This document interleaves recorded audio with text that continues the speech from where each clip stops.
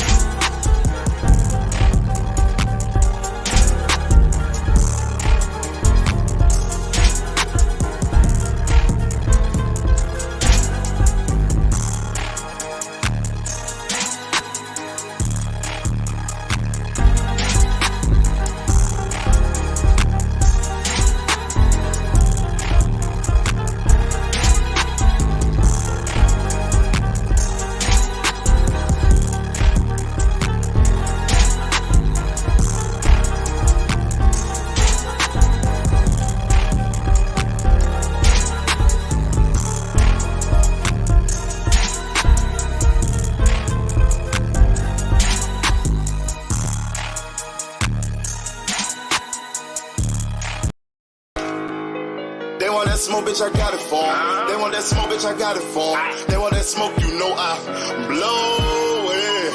They call me Sunny Monster for a reason. I'm really tripping, leave a nigga bleeding. I get to squeeze and leave a nigga. They want that smoke, bitch, I got it for 'em. They want that smoke, bitch, I got it for 'em. They want that smoke, you know I blow it. They call me Sunny Monster for a reason. I'm really tripping, leave a nigga bleeding. I get to squeeze and leave a nigga bleeding. Raw Molly got me all up in demon mode. Mouth moving like I done put clean in my nose. Tryna catch me up, I can leave with some hoes. He standing straight up, watch I make him lean with this pole. Would've thought it was closed, how that heat made him fold. Thought it was a game, he won't think no more. His brain's gone, nigga. It be exciting when I get to striking. Guns sound like thunder, hit you like lightning. Fight for your life, we don't do no fighting. We really hit it, nigga. We worse than savage, they calling us Vikings. Police be riding, we still be sliding. Told you we hitters, remember the time. They want that smoke, bitch, I got it for 'em. They want that smoke, bitch, I got it for 'em. They want that smoke, you know I blow it.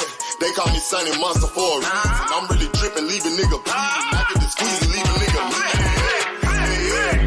They want that smoke, bitch, I got it for 'em. They want that smoke, bitch, I got it for 'em. They want that smoke, you know I blow it. They call me Sunny Monster for a reason. I'm really tripping, leave a nigga bleeding. I get to squeeze and leave a nigga bleeding. How about I leave them holding like the Bible? AR-15, that's a high-power rifle. A in the army and assassinate rivals. Break that shit down, nigga. AK to anybody kill. Hop out, get the drilling and spilling. 7.62 gon' split 'em. LPN, that's for any fuck nigga. You a plug, then I'm pulling up, nigga. You my lunch, eat these bullets for dinner. 5.0, eat 'em up, eat 'em up. SK, smoke killer for show. Drum rounds and cripple ops, Draco. I got them all, you don't want no. I got all those shits, nigga. They want that smoke, bitch, I got it for 'em. They want that smoke, bitch, I got it for 'em. They want that smoke, you know I blow it. They call me Sunny Monster for a reason. I'm really tripping, leave a nigga bleeding. I get this pussy, leave a nigga bleeding. They want that smoke, bitch, I got it for 'em. They want that smoke, bitch, I got it for 'em. They want that smoke, you know I blow it. They call me Sunny Monster for a reason. I'm really tripping, leave a nigga bleeding. I get to squeeze and leave a nigga bleeding.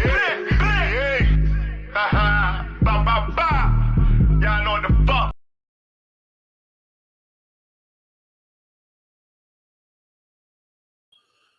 What's up? What's up? What's up? Peace and blessings to everybody out there in the chat.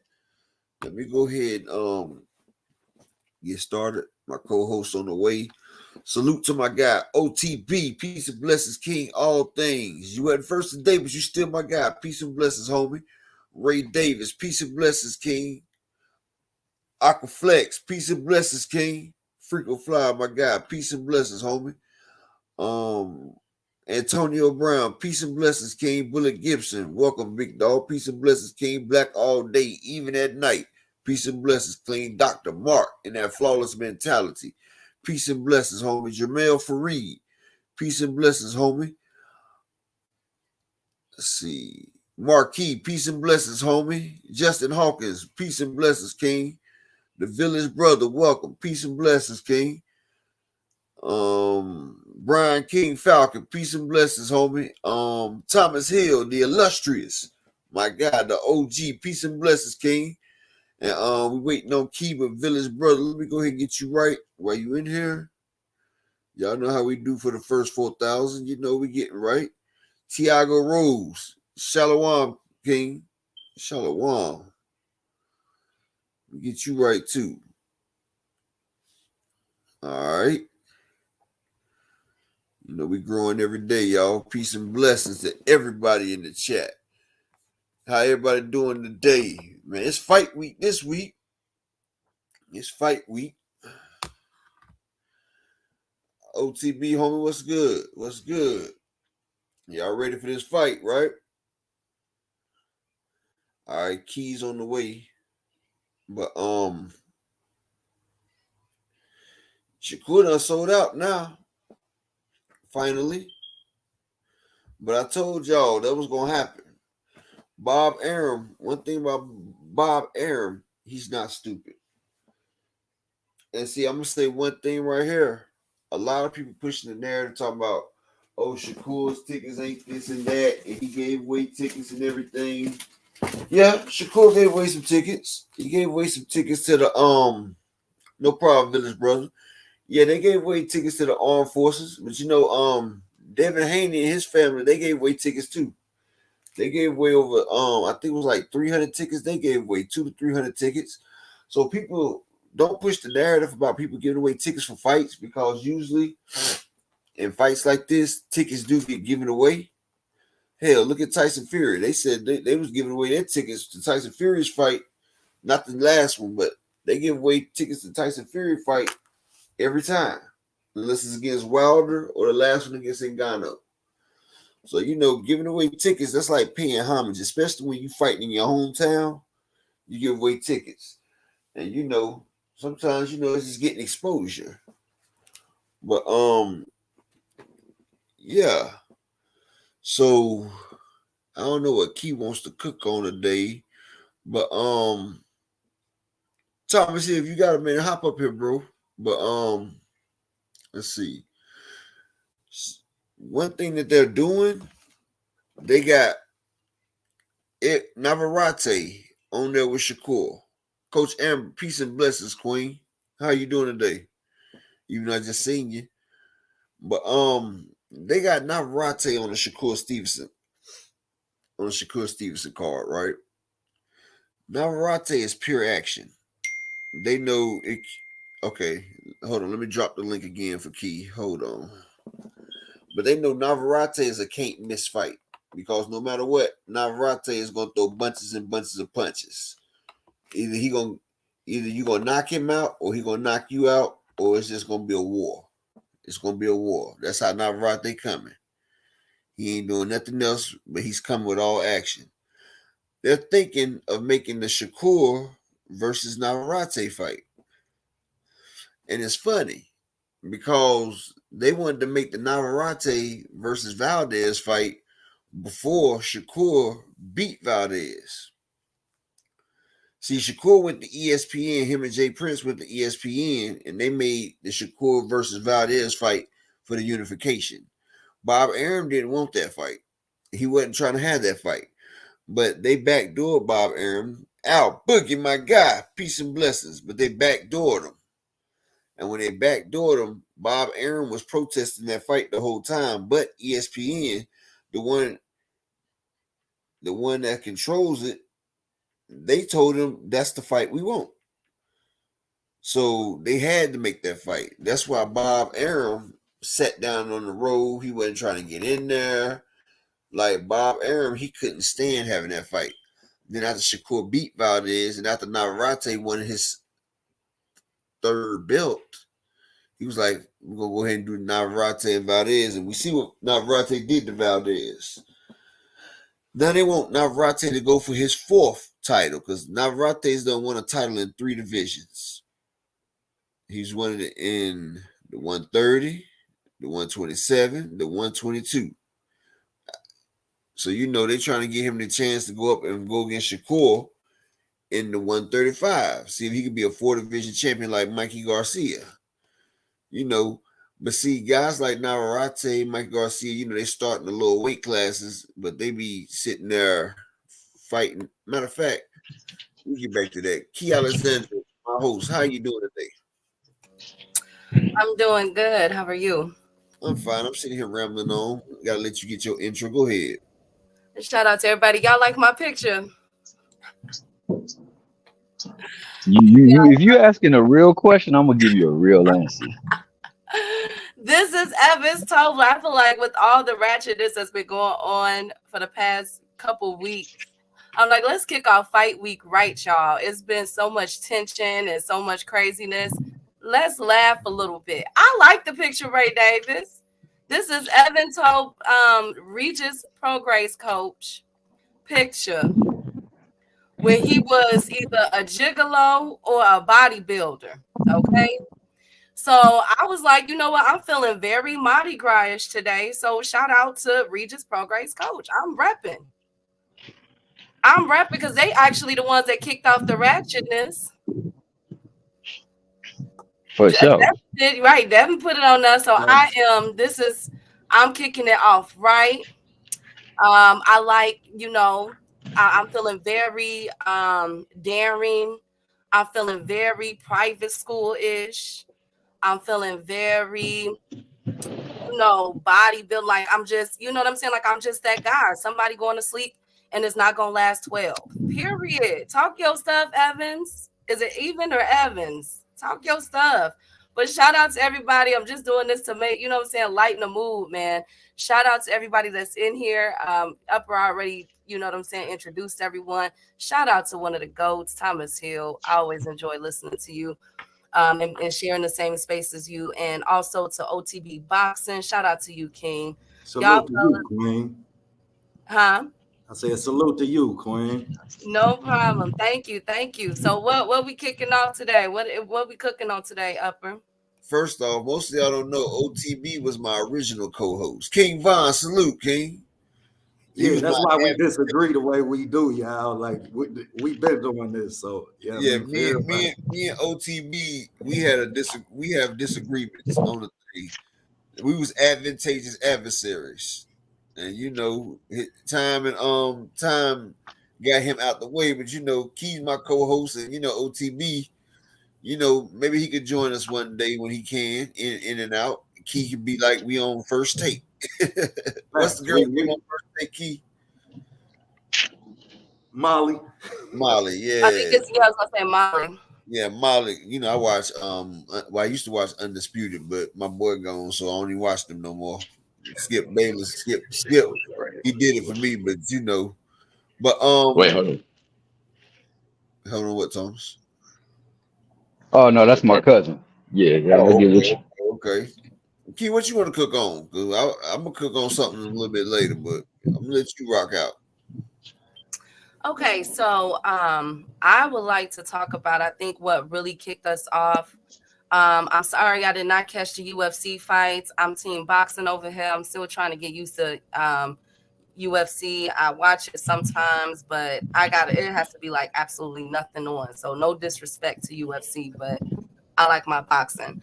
But what really kicked off this weekend was the All Access with Benavidez and Boo Boo. How many of you guys had a chance to sit down and watch that? Yeah, I caught it. You caught it, Thomas? Did you catch it? Yeah, I caught it as well too. So what did you guys? I start with OTB. What was your takeaways from the All Access? My biggest takeaway was shout out to Benavidez for having a nutritionist. You understand? A year ago in boxing, these guys, it was a select few of guys who really was putting their money behind their talent and putting themselves in the best position to succeed. And that really stood out to me to see Benavidez have a nutritionist, and because he was a big kid, you understand, Benavidez might walk around at 200 easy. So and then he had to shed a lot of weight. He was a fat kid growing up. So the scene really endorsed that and really put his financial success behind his talent, giving him the best chance to succeed. That stood out to me a lot. I couldn't do nothing but apply the kid for that. Hey man, that's a really good point. Thomas, what you got, King? Can you come back to me? I'm a little preoccupied right now. Sorry about that, man. For sure, for sure. So what stood out to me, honestly, y'all, was the cheetah cat that they had. Hey, I think Coach Amber said she want to hop on and talk about this too. I think that's what she Oh said. yeah, by all means, because I'm a little Is there a link preoccupied for right it? now. Salute Mike Rhythm. Mike Rhythm, salute King. Did you say you was hopping up here, Coach Amber? I think she said I did hopping on. So the link's out there for. But y'all go ahead until she get here. Okay. I was more intrigued. I don't know what I was more intrigued about. The fact that the moment that Benavidez, his brother, and his dad had together while they were sitting down, I think it was like at a lake or wherever they were sitting outside having that moment. I felt like that was I got you. Cook on how Wilder looks in that ring with Malik Scott. I got you, Brian. But I thought that was really, it was really heartfelt. It was really touching. Not often, it's not, with the past Showtime All Access, we've seen the fighters with their children and with their wives. And I think to have that moment with his father, both of their moments with their father, and their father admit to some things that he's done wrong, which you could tell when they were talking about it as he was discussing it, he has a lot of regret. And I felt like that was such a pivotal moment. I think in all the All Access that I've seen, that one right there, that was like almost a tearjerker for me, because it was like, yo, you don't really see a lot of parents coming on and saying, you know what, I was wrong. You know what I'm saying? I should have told you that I loved you. Like, I think that especially for, you know what I'm saying, our urban community. And when we hear urban community, we only think of Black, but Hold on a second, please, Keith. okay. Hey, Coach Amber. The thing is saying that you own like an Android Chrome, which has a bug that causes echo. It says Google is working to fix it, but for now it says to wear headphones to avoid the echo. You must be on Google Chrome. I'll go out and come back in. Okay, no, I'm just telling you. That's good, no, Oh, you good. sound good. Oh, You said Amber. wear sound headphones. good, Coach. You sound real good. Yeah, I'm just telling. Don't go you. nowhere. Like I showed Key the message that it said. It just says that whenever you come in. That's why I was letting you know. So if your thing starts echoing and stuff like that, it says. Do I like sound good that. now? Yeah, Yeah, I sound like an echo man. yeah. Still echo? Yeah. Are you at your computer? Is there still echo? Nah, Yeah. you sound good. Oh, No, it it's is. echo. Okay, cool. I'll come out and come back in. Nah, you might have to mute the YouTube. No. All she gotta do is put headphones in. That's what it said. Oh, okay. Salute Daryl Tigpin. Well, I want to piggyback on that. I got a little bit more liberty, and I think that the access shows that with Boo Boo in particular, it's finally for him to prove himself and to show the world how special a talent he is and how overlooked he has been and how disregarded he has. And I think they're really taking that as a family to heart. And he's taking this opportunity serious because he understands that these things are fleeting and they don't come often. And when they're there, you got to grab it by the horn. You could tell it in his demeanor. You could tell it by his character, and you could tell it in his preparation. And I think that Benavidez, he's recognizing that there's a moment bigger ahead of him, and he's trying his best to get to that moment ahead of him. So like he's eager to show his wares so he can go out and claim what he believes is his. That right there makes for a great fight. I think that what you see is the beginning of where the mental makeup is with both fighters and what they really where their focus is. And I think that'll be a telltale sign as we go further into the series and delve deeper into like their preparation on where each stands. Right now, I like what I see, but I definitely want to make sure that we follow it so we can tell like you get a better in-depth feel to their training camps and how they prepared for this fight and what they identify as a weakness and a strength in their opponent and within themselves. So I'm liking what I'm seeing so far. All right, salute to Circle 7. It's better late than never. Salute Better Daryl let Dick. them know. Salute Mr. 817, Mr. Talk Too Much. Oh, Rick that's my Tim, guy. salute. Rick Thames is the guy. Damn. I think that shout out to Rick Timms and everybody that just walked in. 817 Circle 7. Thank you guys. I could flex. Shout out to you, King. Um, 817. 817. yes. Mr. Talk Too Much. I wanted to I agree with everything that both of you gentlemen said, but I just felt like because for me, I don't know, maybe it's because I'm in the mental health field. I just felt like that was such a pivotal moment. And then when I seen that dang on cheetah cat that they brought in into the Benavides gym, I was like, oh, come on now. Is this real? Is this super real? Like they fed the cat a raw chicken breast, it looked like. And I'm like, Mhm. yo, I cannot believe that they actually have a cheetah cat in this box. And the cat didn't even want to come into the box, the gym. That stood out to me. But you guys know, like honestly, besides the father and son's moment, Jose Benavidez looked like he was moving around when he was sparring David. He looked like he was moving around quite well. I will say that. Now, is he the explosive Jose that we once remembered? You could tell that yes and no. No, well, I'm just gonna say no. I don't think that he's quite there yet. You know what I'm saying? But it felt good to see both brothers doing their thing. And not to mention one thing about David, I like how he handles his brother. It's like a 1-2 deal. You know what I'm saying? It's he's making sure he's putting his brother in a position to fight Charlo, get some money. Even though I have Charlo winning that fight.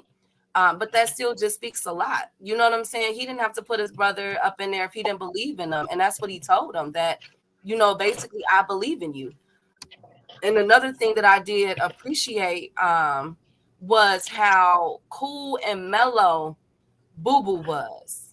Boo Boo was so just, oh my goodness. Like Boo Boo was he was still the same jokester. I was wondering why we didn't see too much of Boo Boo in the sparring in the, you know what I'm saying, in the gym. But of course, we got 2 more episodes left. And I will be in my morning session when at the end of this month I'm gonna have the Mary J. Blige picture on. Because I will be sad. This is our last all access, and in my opinion, all access has been holding it down. Like this is Yes. another another quality episode. But I was just Another very, one. yeah, I am Akaflex. I'm gonna be in my Mary J. Blige, not gonna cry. That's gonna be my net. That's gonna be my that's gonna be my picture for on the week of the fight. Because I'm gonna be very, very sad. But because I like all access, I look forward to all access. Hold And on. okay. Shout out to Big Dog Willie with the $2 holler. He said salute to the Big dog diamond Willie. infamous Haney coat. Shout out Big Dog Willie, peace and blessings, King. And Mr. Mechanical, peace and blessings, King. But one thing I Um, have to say, oh, go ahead. I was gonna end it here where I was gonna say, I don't think I see A17. He said that Boo Boo career is on the line right now. I hope he understands it. I don't know. I don't think that his you think so? I I was think about to so. click on that when as soon as you land the Yeah, plane. 33. I don't know. But y'all know that's I reference Boo Boo as my ex baby daddy, so I might be All right, biased. But all y'all right, let go me ahead. hop in here. Yeah, I'm hopping here real quick. First off, I like what David and his brother doing, but they usually on cars together anyway. Like they always do that. Just like the Charlos used to be on cars together. But Boo Boo, like, all right, earlier today on For Nine, we had Regis's coach come in there. And he was chopping it up on For Nine. And he was talking about that snack. And he was telling us what I've been saying. That all fighters use performance enhancers. It's just how much they use in snack.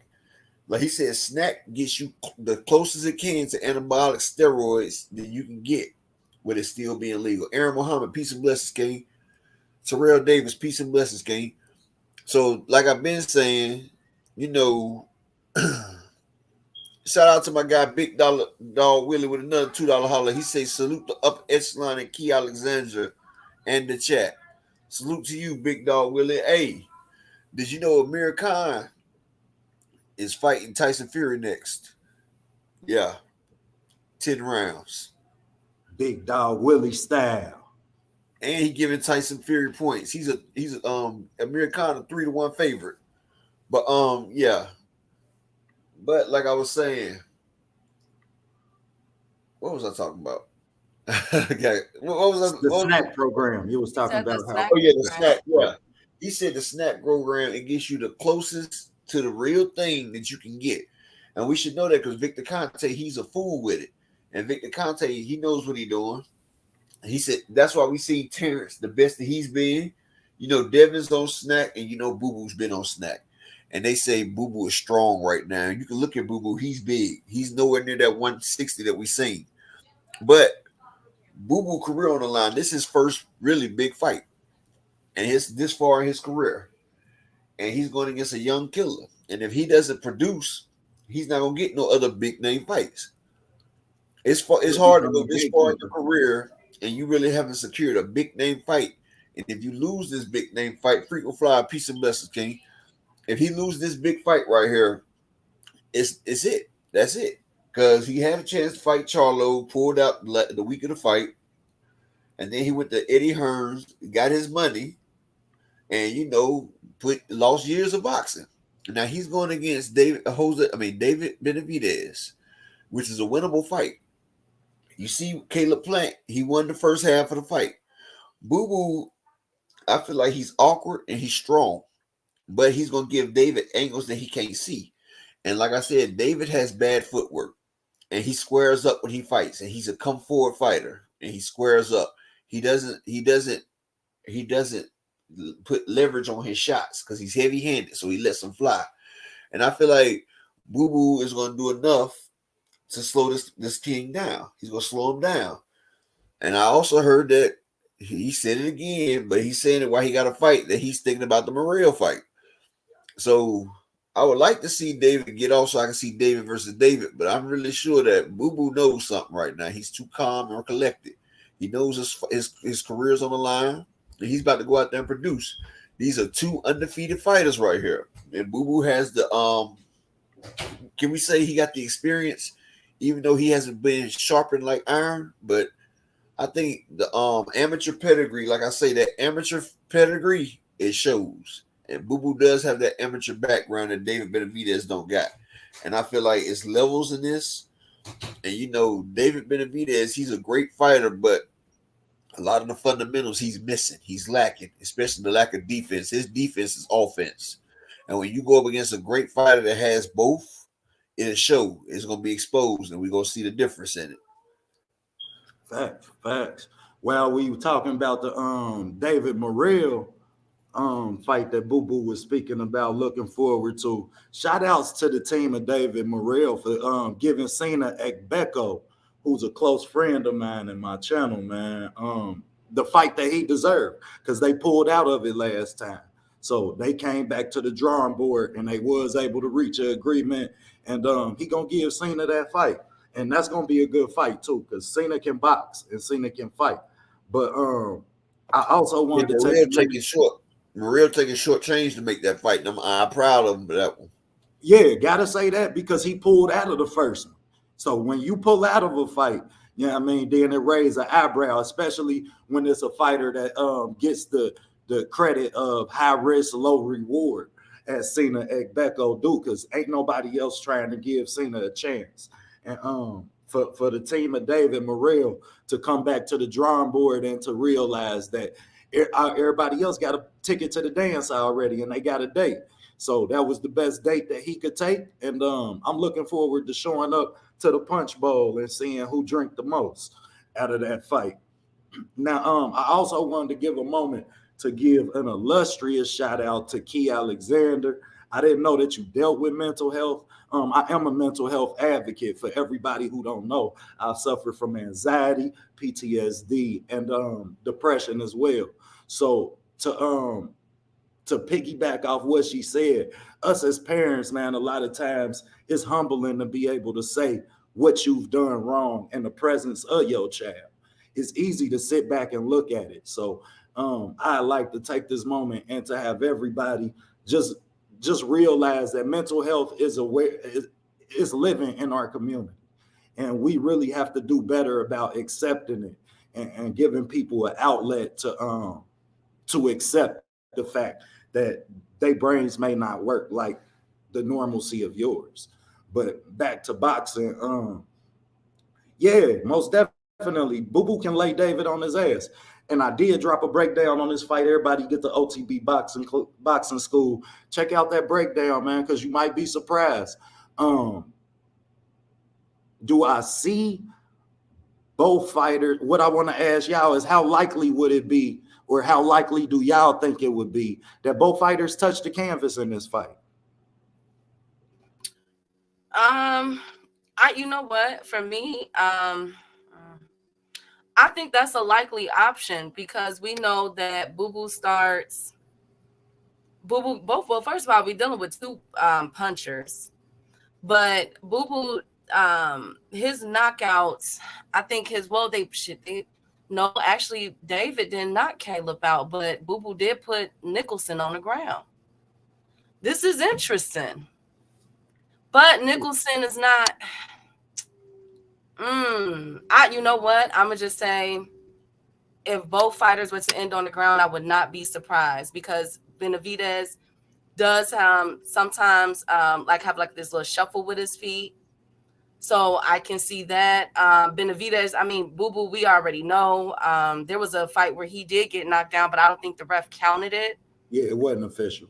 Yeah, it wasn't official, but we do know that he can. But I mean, if we say that, that can be said about a lot of fighters. You get what I'm saying? Right. So would I be surprised if both of them hit the ground?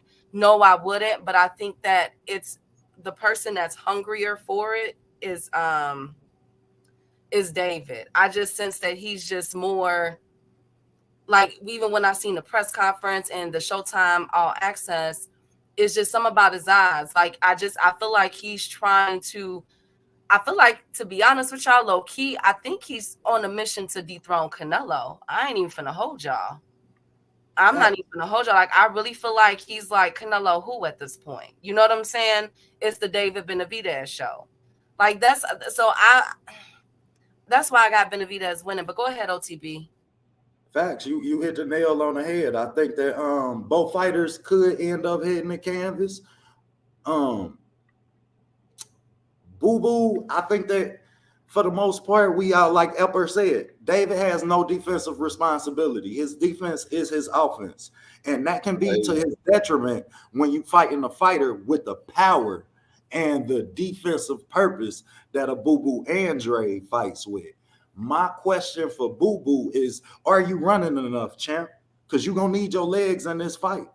Yeah, I mean, we know about the pressure that David puts on you, and David don't always put the pressure on you from punching. You understand? He's not always the most active fighter early in fights. David kind of starts slow. You understand? Because in the beginning of the fight, he puts that pressure on you just from walking in your space. And a lot of times fighters feel like they have to react. And this is how his offensive opportunities present themselves. So Hey, hold on 1 second. I want to give a shout out to Key Alexander as well. I mean, my boy OTB touched on it as well. You know, I take medication. I had they got me I got bipolar, aggression dissociative disorder, ADD, and they call me a sociopath. I mean, I take medicine too, so I know how it is for mental illness. And shout out to Key Alexander for that as well. And shout out to Facts. OTB for being willing to, Facts. And we appreciate what you're doing, Key. Real talk. yeah. We appreciate that from the Thank you. Shout Thank out you to guys. OTB for letting it be known. So I'm just letting everybody else know other people have stuff too. But it calls from the stuff that they give us and the shots that they give us when we was younger. People don't understand that. Like when they had us swishing with fluoride when we was kids in school, they used to give us that fluoride to swish. That's a poison. We're not supposed to have that in our mouth as kids. And when you switch it with that, as kids, you're going to end up swallowing something. That messed up a lot of our kids right there. But that's neither here nor there. Let's keep it to boxing. My bad. And now Shout out to Ariana. one more thing to say, because we never know who in this chat may be feeling like they dealing with some type of mental illness. They say it's over 70 million African Americans So if y'all feel some illness. type of way, or you feel like you need somebody to cope with, Key Alexander is there. Make sure y'all subscribe to her channel. She's my co-host. Make sure y'all subscribe to that. And shout out to Leon Robinson. Shout out to Ariana, who just came in, and Nick J, and peace and bless to all y'all. And go ahead and keep cooking, OTB. I just had to do that real quick.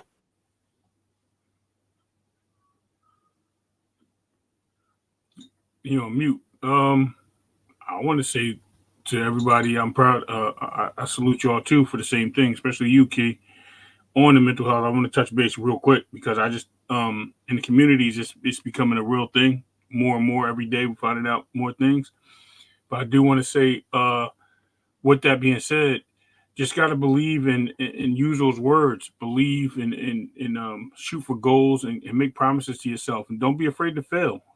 Failing is only resilient. It makes you resilient to other things, and you can't fear that. Just believe in yourself and look for support, because I support you. Trust me, I ain't got nothing in my life that tells me I'm not bigger than anybody. We all the same. We all breathe the same air. We all bleed the same. God bless all y'all, for real. Facts. I'm sorry. Go ahead. Yeah, go ahead. I wanted him to finish. I just wanted to say that real quick because everybody was on mute.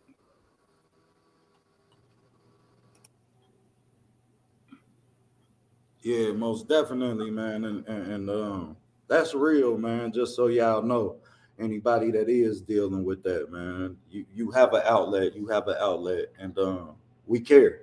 The community care. But as we transition back to boxing, Key noted on David being that much more aware of the Canelo fight, and let's just look at how these two individuals placed themselves in this fight by going and trying to get the Canelo fight. They didn't sit around and wait. We the boxing community, we demanded that some of these guys start to fight each other and not just wait on their Canelo ticket.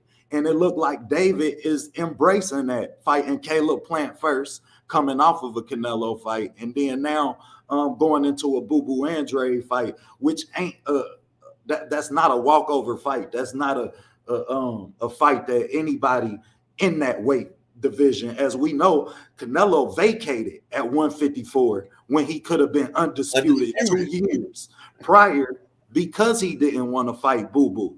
You understand? But the respect level that they have for each other, I think, is something that also. It was 160, bro. 160. Okay. I knew that he vacated somewhere along the lines to keep from fighting Boo Boo.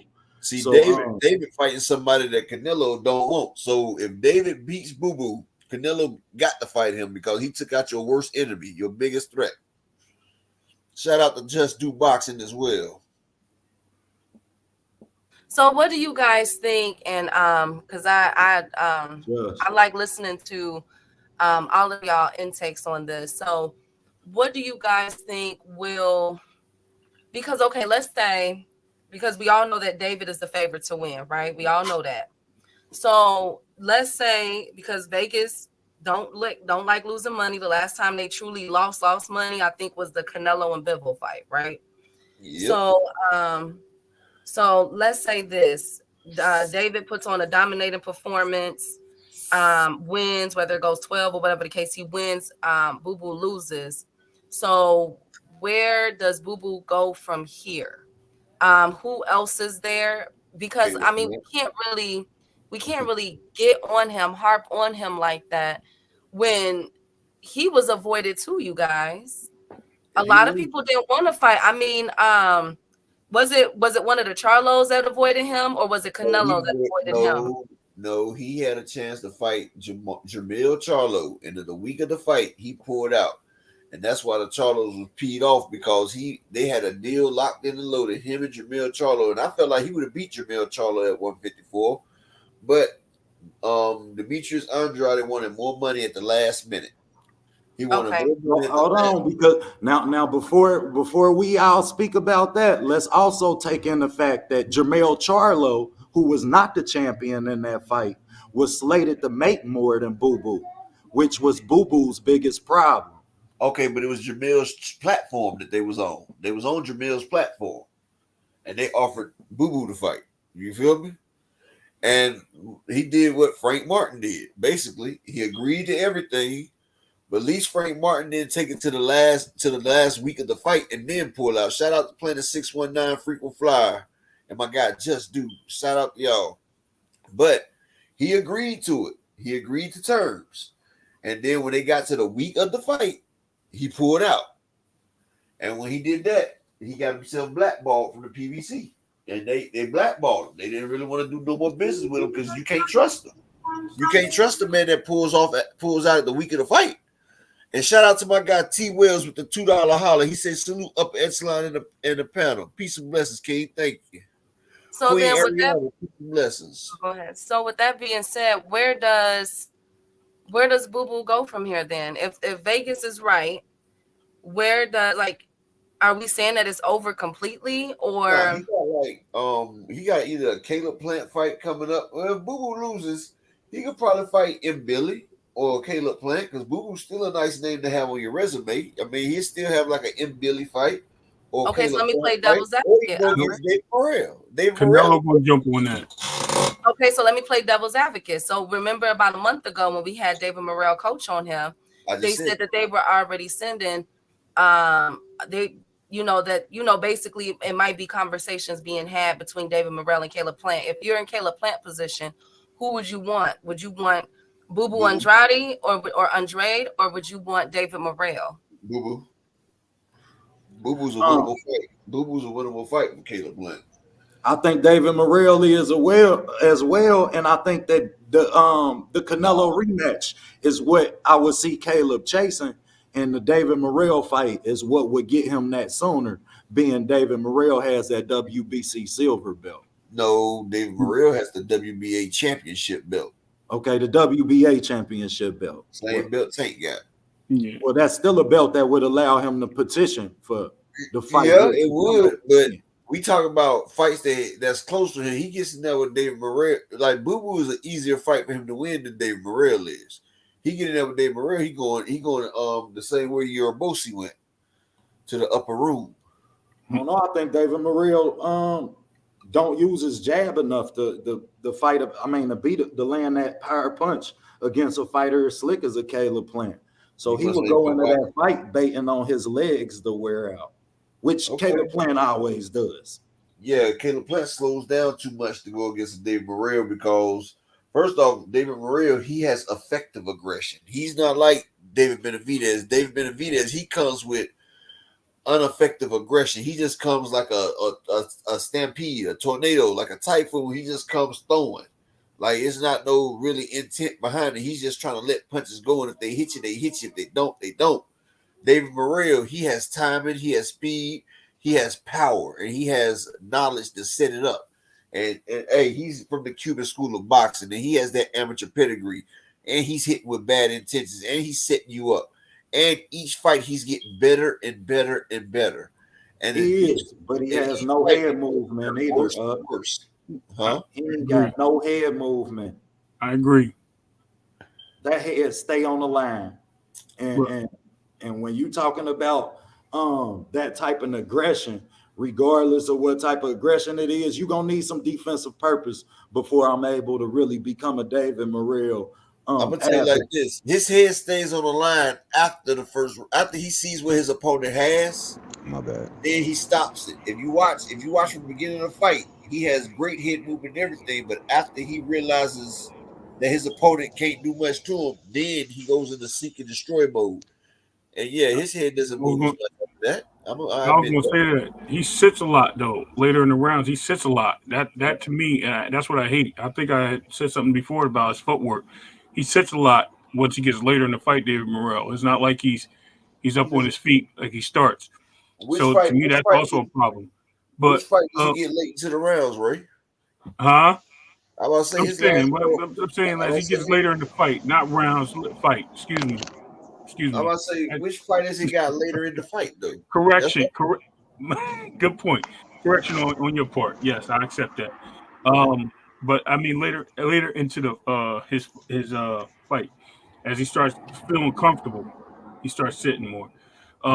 I see to Key's question. I see Canelo trying to take advantage of a loss and seeing that if Boo Boo is beatable, that he may have a shot and he can answer all the questions that he didn't duck him and that he will fight him and giving this guy payday, which I think Boo Boo would take on that note because remember Canelo has a 3-fight deal and we don't know the outcomes of that.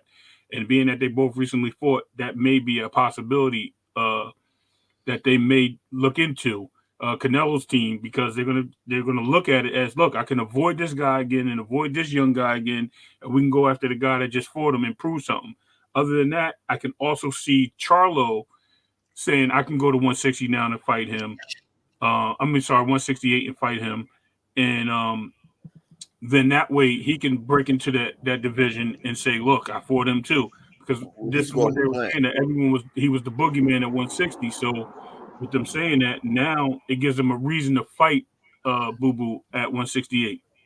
I gotta say one thing. David Morrell is 9-0, right? He has one fight that went the distance. His third fight against Lennox Allen, right? But his first fight, he got a knockout. He got a knockout, right? Knockout in the fourth, then the eighth, then the 10th, then the 12th, then the 12th, then the 12th, then the 12th, then the 12th. Hold on. My bad. I got that wrong. He got knocked out in the first, the second. In the first fight, he got knocked out in the first round. Second fight, he got in the second round. The fourth fight, he got in the third round. In the fifth fight, he got in the first round. Sixth fight, the fourth round. Seventh fight, the fourth round. The eighth fight, that's against the number one contender, Adios Yarabosa. He did in the 12th round. And his last fight in the first round. Now he only had two fights that go past 6 rounds. No, he had two fights that go past 4 rounds. Yeah, it don't get late in the fights with him. He only had two fights that go past 6 rounds. I mean 4 rounds. Two fights that go. It was only two fights. It was Thomas, two you got fights. to mute yourself. Mute yourself, Thomas. Yeah, he You got. said what? Mute yourself, Thomas. Yeah, he got two fights that went past 4 rounds. One was a knockout, and the other one was his third fight with the decision. He don't take the fights long, and he's been getting better and better each fight. That's what I'm saying. Like he's using more of his skills, even though the fights don't last that long. Morrell's a monster. I can't wait to see him versus that this next fight, which he took less money. He took less money to give the other guy more money so he could fight him. Yeah, because Bullet, to your point, you said that they're sleeping on David Benavidez. They keep making up this make-believe narrative that he's ducking Morrell. David Benavidez ain't ducking Ish. Well, what I I got a will whole say is video. that I'm sorry, Upper. No, hold on. I'm gonna let you go with Bullet. I got a whole video. I got the whole video where they sat there and said that Morrell was next. Him, David Benavidez, and his dad. And then next thing you know, when it was time for Morrell, they said he didn't say that. But I got the whole video on my page. And they both got the same manager, Samson Likowitz. So it shouldn't have been a problem making that fight. Even Jose Benavidez Sr. came out and said it. So, Bullet, everything we talk about is facts. I got it on my page. I got all that. I got the whole timeline there too, bro. We ain't got to, ain't no make up. Just check And it I out. think that, yep. And I was going to also reference. Yeah, is it better now? Nope, you still up. Thomas here, do you got some earphones? They said if you on an Android, put headphones in, bro. And to piggyback off of what the Upper said, Upper, didn't they have it to where Benavidez had the option of choosing, and instead of choosing Morrell, he went with someone Boo-boo. else? Is that correct? He went with Boo Boo. And Right, exactly. he said he signed a 3-fight deal. It was for Plant, Morrell, then Boo Boo. That was the order it's supposed to be in. But look, he had a chance to fight Boo Boo last year, and they already said that it was a high risk, low reward, so they weren't gonna fight Boo Boo, right? But then when they was sitting there to fight David Morrell so they could unify the belts, because David Benavidez has the WBC intern, and David Morrell has the WBA world title. David Benavidez declined. And then he turned around and fought Caleb Plant. Then he said he was going to fight Morrell if he did not get the Canelo fight. He did not get the Canelo fight, then turned around and fought Boo Boo. So that high risk, low reward for Boo Boo, it went out the window when he was slated to fight David Morrell. But I got the whole video, Bullet. Do y'all think that if David... Hold on. How does it make more sense, Bullet, to fight Andre than Morrell when Morrell has a belt? He's the WBA world champion. That'll make Canelo your mandatory on 2 fronts. Boo Boo just coming up to the division. If you fight Morrell and beat him, that makes you his mandatory on 2 fronts. Canelo can't duck you then, bro. Go ahead, y'all think if David is too dominant? Like we know how Canelo be trying to go after fighters when he knows that they are at their weakest or they haven't had their best performance. If David is too dominant, do you think that'll have an effect on him getting that Canelo fight? Look, Canelo done came out and said he wants David Benavidez now. You hear me? So he sees something in David Benavidez. And the Canelo that fought Jermell Charlo, if he comes to fight David Benavidez, he's knocking David Benavidez slap the hell out. Because David Benavidez has too many holes and Canelo has some power in them hands. We've been sleeping on Canelo, but him and that clenbuterol will take David to the damn woodshed. I'm telling you. We ain't seen Canelo beat nobody with the type of pressure that David had. I'm talking about that 8, pressure. 13 You gotta realize Canelo is a counter puncher, bro. David coming How do you counter punch an 8-punch combination? Okay, easy. This guy throwing 8 and 13 punch it's a reason from David Benavidez. Listen, it's a reason why fighters stop throwing throwing more than 3-punch combinations when they hit 140. Below 140, you have fighters throwing 8, 9, 5, 6-punch combinations, but when they get to 140, they stop that. You know why? Because you get punched in between punches and the person will put you down. Now, you got special fighters like Crawford and them that's real special. They can still do it, but if you're not a real special fighter, people stop that. They don't throw combination punches like that after 140.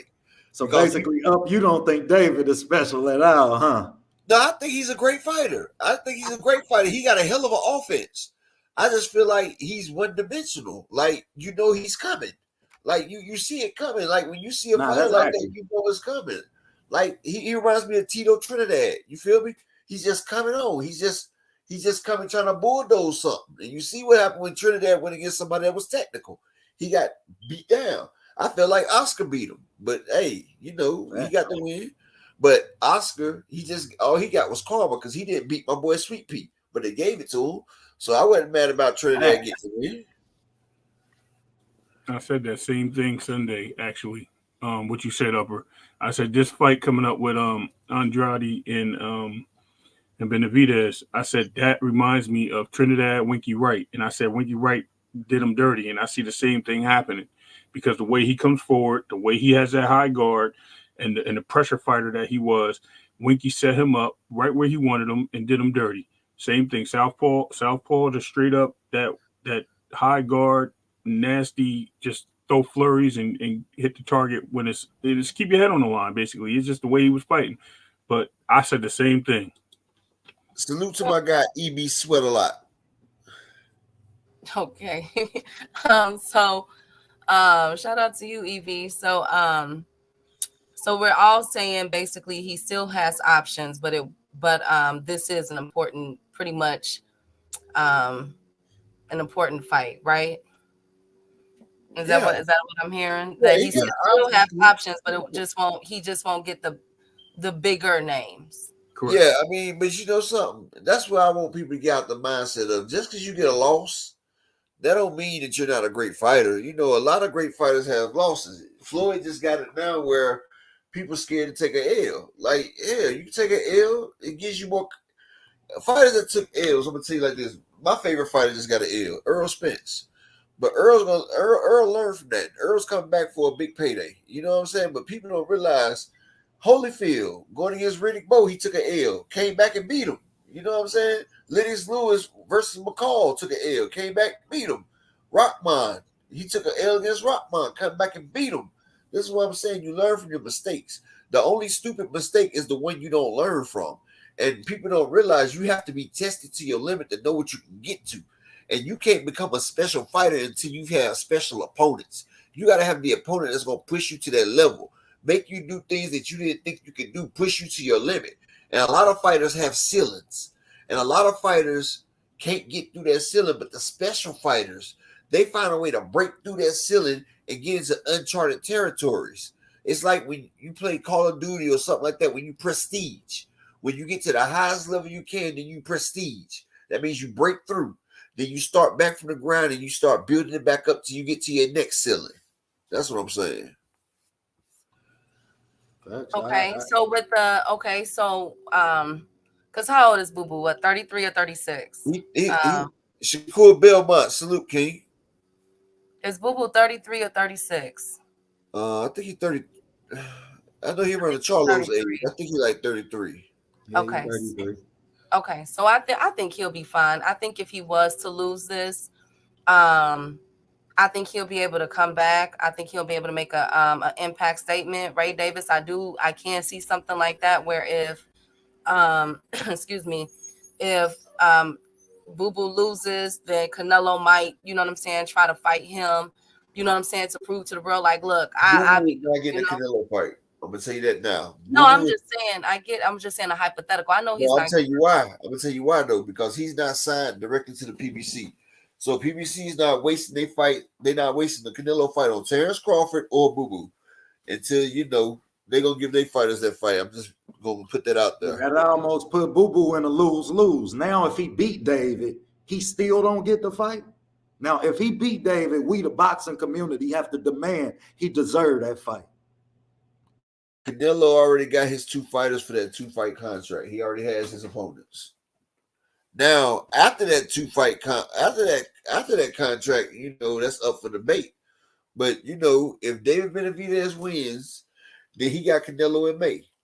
But if he doesn't, then Charlo hasn't been made. That's why I hope David Benavidez. That's one reason why I want Benavidez to win, so it gives Charlo enough time to acclimate himself to fight like Caleb Plant at 168, so he can have a chance to get his power before he fights Canelo. Because right now he's fighting at 163, and like I tell y'all all the time, it takes a year to put on 8 pounds of muscle. So he's going for 163. He still got 5 more pounds of muscle to get up there because you want his base to be at 168. You want your base of muscle to hit 168. The rest of that stuff you can shrug off with water weight and everything right there. But Canelo is at his peak at 168. His base muscle is 168. And we see how he looked. He peaked on that Jamil Charlo fight. He was at his thing. That's why he was ready to fight a Charlo, because he knew he was there. He made it. And when he went up to 175, that was helping his cause because he clenbuteroled up, and he was able to get up there, and then he was able to slim his muscles down, like get rid of the muscle that he don't need until he reached 168. That's why he's fighting back at 168. So did anybody have anything to say? OTB Ray Davis to what Upper said? Nah, I definitely agree. Okay. No. Well, okay. So then our next one that I wanted to discuss is the Blood, Sweat, and Tears video with Shakur Stevenson and Edwin De Los Santos. Have you gentlemen did you guys have an opportunity to watch that? I literally just started and I didn't finish it.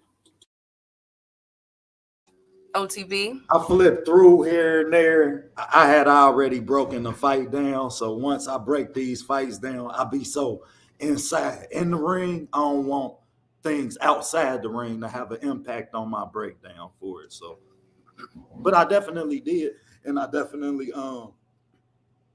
was impressed with Edwin De Los Santos to be a year younger than Shakur and to be demanding this fight at this stage in his career spoke volumes to me, man. And his confidence level. Not only that, the sparring film where you could see his coach keep telling him, take away the line, take away the line. You know what they trying to do. And if you're gonna beat Shakur Stevenson, that's gonna be the plan. So I was impressed, and I can't wait for that fight, man. I can't wait for Thursday. I'm gonna tell you one thing I think, right? If Edwin De Los Santos and his coach got any sense, I would look at that sparring video, right? That sparring video with Storm Johnson. I know sparring don't matter, but It's Thunderstorm. okay, Get yeah, his freaking name right. like Thunderstorm was doing some good stuff in that video. Now I'm not saying that he can do it in the ring. I'm just saying, but in sparring, he was showing some good looks, and I feel like that is the way to go at Shakur. At first, you got to target that body. Like if anybody ever played football, what's the coach tell you when you tackling? He say go for the waist, aim for the waist. You always aim for the waist. Don't aim for the head. Don't aim for the legs because the legs can move in any moment. The head can move at any moment, but that waist will be there. That's the center of gravity. And if you notice, Superstorm was attacking Shakur body and was finding success. Oscar Valdez was attacking Shakur body and finding the success. Like he can move his head, moving his legs, but that body still stay there. And if he's smart, he should get in there the way and watch the way he did Shakur with the front hand. I like how he came across Shakur with that hook over top of Shakur's paw and jab that he does. But you got to keep the pressure on Shakur, like Nakatani did as well. You can't let Shakur sit there and get comfortable. But you don't want to be chasing Shakur either. And then, you chasing behind him and he's setting traps and popping you and picking you off. Like, you got to get there and you got to get in there. You got to get in close and you got an inside fight with Shakur and not let him sit there and dictate the pace. If not, it's going to be a long day for you. You're going to get 12-0. I'm telling you. And we're going to have to switch up the speed and variations of his shot and try to clip Shakur. But make sure he go for that body. I don't care who you are. The body is your enemy. If a person's ready to fight 15 rounds, you start hitting on that body, you start knocking them rounds away. A good round of body work will chip away at least 2-3 rounds. You get it to where you beat that body up so bad that they become a 5-6 round fighter. And once you can make their stamina match where you at, then it's closing time because fatigue makes a coward out of everybody. And once you take away that body, you take away that speed, you take away that power, you take away that stamina, you take away that endurance. And that's the proper way to break down another fighter. Facts, and that's the proper way to break down that flawless jab that Shakur got. Because it's a pretty ass jab. Don't get it twisted. But Edwin De Los Santos is great at time and weight transitions. Meaning, when you transition your weight on to one of your foot, if you watch the Valenzuela fight, you watch the Adorno fight, what I got from the film of him is that's his strength is time and weight transitions. And how do you counter a good jab to the body when you time and a weight transition onto the front foot? However, Shakur don't step with his jab. And Shakur don't duck his shoulder. He don't tip it with his shoulders. You hear a lot of fighters shoulder watch, meaning it's a counter theory. Left shoulder move, it's a right hand coming. Right shoulder dip, it's a left hand coming. Shakur's jab is so special because he don't telegraph it. And that's gonna be the question for me in De Los Santos' success is how do you punch with that jab? How do you time his transition when he doesn't really have a weight transition? Because Shakur really don't tip his punches. Now, Shakur doesn't have no tails. He ain't got no tails in his shots. No, Shakur ain't got no tails. But if Shakur watched that Edwin De Los Santos versus William Foster III fight, and I know Shakur is brilliant. He stays in the gym. and he could do everything William Foster did and some. So you see how William Foster kept Edward away, and then when Edward got in, he was tagging him, setting traps for him. And see, he's gonna have to work with that too. But he got to realize Shakur's a step up from William Foster. You know what I'm saying? So Edwin De Los Santos got to bring his best game. And my prediction, I got it 10-2. I got it 10-2, 11-1. But I feel like 10-2 who way? 10-2 Shakur way. I'm just being honest. I feel like everyone's going to give him problems, but I feel like, the cream always rises to the top. And I just feel like Shakur is just a different type of fighter. And I feel like Edwin might give him problems, but I feel like Shakur, he's going to adjust on the fly. And I feel like he's going to surprise. And I feel like this is going to show people that he's an S-class fighter. I'm just being honest. But I just feel like, and I'm going to ask people like this. When have you seen Shakur really lose a round? Icon Canadian, peace and blessings, King. Welcome. Against Oscar Valdez, when Oscar Valdez landed 14 punches in one round, and it was the most punches that Shakur ever been hit with in one round. He won that by the skin. That could be argued because Shakur still controlled that pace. I know exactly what round you're talking about. Okay. Have you seen him lose any more rounds? Nah, not at all. Nah, not at all. That's probably one round out of all his fights. Well, no, I say in one round, the last 10 fights, Shakur's probably lost. Well, the Nakathila round, when Nakathila put him on that horse, he caught him on his he caught him he was rotating. 12-0 though. Nakathila had him on his back foot, but he still won 12-0. He did, but he lost that round because he was rotating the wrong way, and he rotated into that power hand of Nakathila. And after that fight, Shakur said, "Hey, I didn't like getting hit that hard." His words. So but that round that he got hit, Santos can land that punch. But this is what I'm saying. The round that Nakathila got hit him, Shakur still won that round though. Shakur shut that man out that fight. That's what I was talking about. And Edwin can't do that. Remember how I said Shakur had him chasing him and was setting traps? And that's why I said, you got to realize Shakur, he's dangerous sitting right there boxing you, but he's also dangerous when you chase him behind him. Because when you chase him behind him, instead of cutting off that ring, he's going to be setting traps and you're going to walk into it. And Shakur's power is starting to get there. Y'all don't realize Shakur has been weight draining himself. And like I tell y'all before, just like Spence's power is in 160, 168.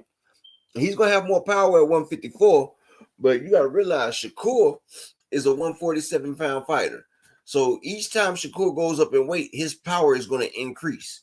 If we seen that in the last fight, you seen how them shits was sounding off. It's PGB Big Dog. Salute, King. Shakur is going to get stronger and stronger, just like I feel like Devin's power is going to increase as he goes up. But, just like Terrence Crawford, from 135 to 147, you see what his power did, each division. Now Terrence Crawford's at the peak of his power at 147. His body grew into it, and he's done knocked out everybody since he's done got a stoppage every fight at 147. He's at his peak level. And Shakur and Devin, as they move up, they'll be getting closer to their peak levels because 130s is not it. Agreed. Ray, go ahead and cook, King. Yeah. No, I actually like what Upper was saying. I see only way this guy has a chance, De Los Santos has a chance, is full on pressure, like just coming out the gate and just trying to keep him boxing on the ropes and just pressuring him and hitting him with shots.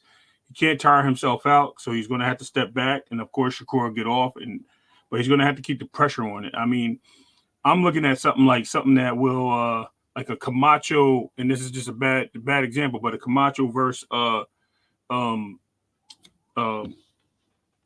the senior, Chavez. Like the way Chavez just came out and just pressured Camacho and kept him in that box and didn't let him get off so he can use all his movements and everything. That's the only way De Los Santos has a shot. There's no other than that. It's like you said. It's just me backing up. Another Yoshino coming in. Look, pop, pop, pop. Do you feel that? Pop, pop, pop. Do you feel that? All right, you got a shot off here. But other than that, I don't see De Los Santos winning. I do see him making a fight tough though. Shakur might feel something this fight, but I don't see him like losing the fight or anything like that.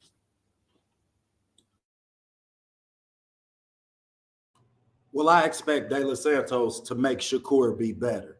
Yeah, I mean, meaning I do expect Shakur to feel that right hand of De Los Santos because the kid is great at transitioning, and Shakur falls asleep in the pocket. He falls asleep a lot. You understand? And it's too much for my likeliness when you're dealing with a fighter with the power of a De Los Santos. However, it's can De Los Santos put his punches together and can you show him different looks throughout the course of this fight? Because we know that once you hit Shakur with that punch one time, the next time he's going to counter you.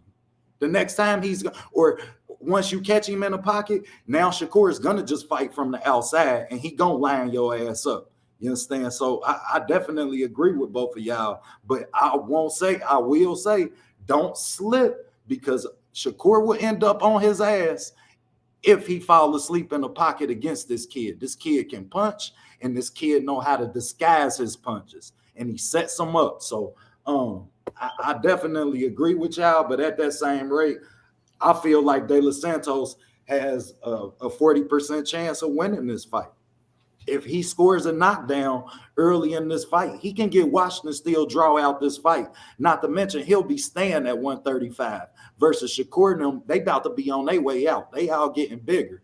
You understand? This kid look like he's a natural 135. I don't see him at 140. So he was at 130. He was at 130. Right. So go ahead, Mr. OTP. Magnificent. Mr. Magnificent. Peace and blessings, King. Nah, Queen. I just was saying, I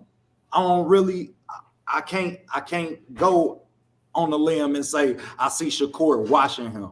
I see Shakur severely outboxing him. I feel like this I is see going to be the the flaws fight. that Shakur have being put on spotlight for this fight. And that's why I was that much more impressed with Shakur for taking the fight and with Edwin De Los Santos for going and getting this fight. And us as the boxing community, we have to support the loser just as much as we support the winner. Of course, that's what I'm We'll saying. never But get these level of fights. I feel like this is the type of fight that Shakur needs. Like Shakur, he can't show his greatness, and he can't excel or become the greatest that he needs to be without great competition.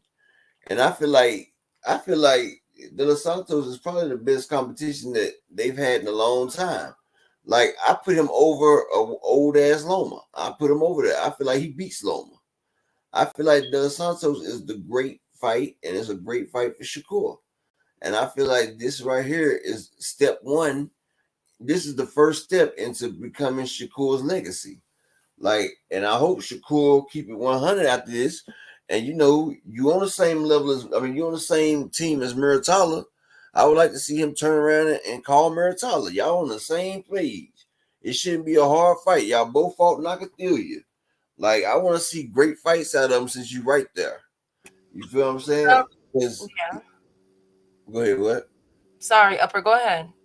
Nah, but that's what I'm saying. You can't be great unless you take. That's why Floyd is one of the. I think you put him as one of the all-time greats because he's in his career. He's fought more champions than anybody else.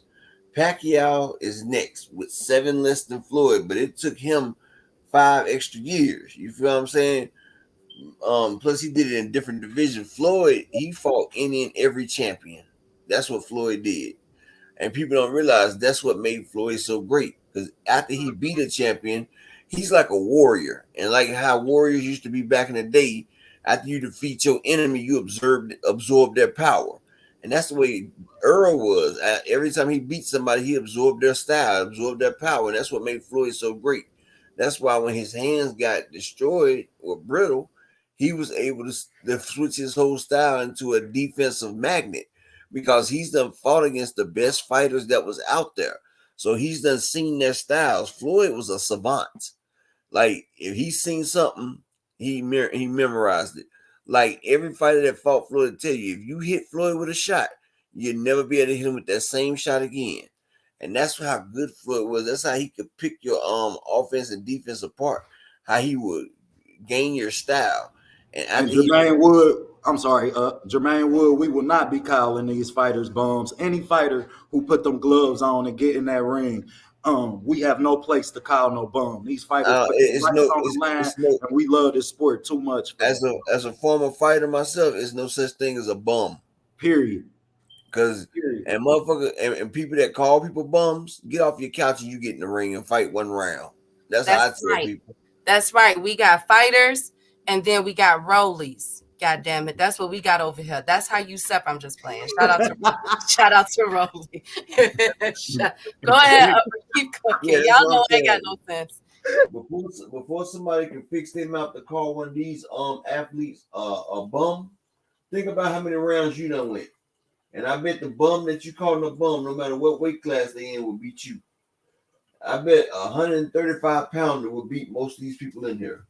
And I'm just being honest. So before you fix your mouth to call a grown man that's out here boxing, that's putting his life on the line every time he steps in the ring, a bum while you sitting here eating dang on preservatives, MSGs, probably overweight, all that stuff right there. Don't do it. Because Hold on, you're not about to attack my food character. You're not nah, about to attack my food character. it's I'm just attacked. playing. It's attacked. Hostess cakes, baby. It is attacked. I'm attacking. He is But a I'm just saying, habitual line stepper. nah, but what I'm saying is, it's the people with the most. It's the people with the most to say about these fighters. The biggest criticism of these fighters can't walk 30 seconds in these fighters' shoes. And I guarantee they couldn't go a minute of full sparring. I guarantee they couldn't go a minute on the heavy bag.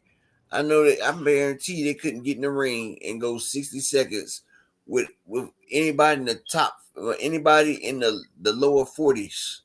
Like, is ranked from the top 100. I bet anybody from the 50s down would beat them. Well, let me add something. I'm about to throw a monkey wrench up in this whole thing. As it in regards to the blood, sweat, and tears that I saw two focused fighters willing to and wanting to prove the naysayers wrong. For me, what I think is, I'm gonna just keep it 105 with y'all. I think that folks been out here playing with Shakur name for too long these past couple months. I don't have this going 12. I got this going between 7 and 9. The latest I give it is 11. I got Shakur with the stoppage. I think that if there's, Wally says something in that blood, sweat, and tears. He says, it's everybody look at it as just the winner. He says sometimes it's how you lose as well that will propel you. I mean, look, prime example is Pitbull Cruz. Everybody's You know what I'm saying? Look how many fighters have lost, and did nothing. Everybody that fought Tank. Right. They their careers have went upwards. So let me tell you, if Edwin, which I do believe, because one thing that I've noticed about Edwin, he rises to the opponents, but every fight he doesn't fight the same. However, he's never fought a Shakur Stevenson, right? And so I believe that after this will make him a very dangerous fighter after he fights Shakur.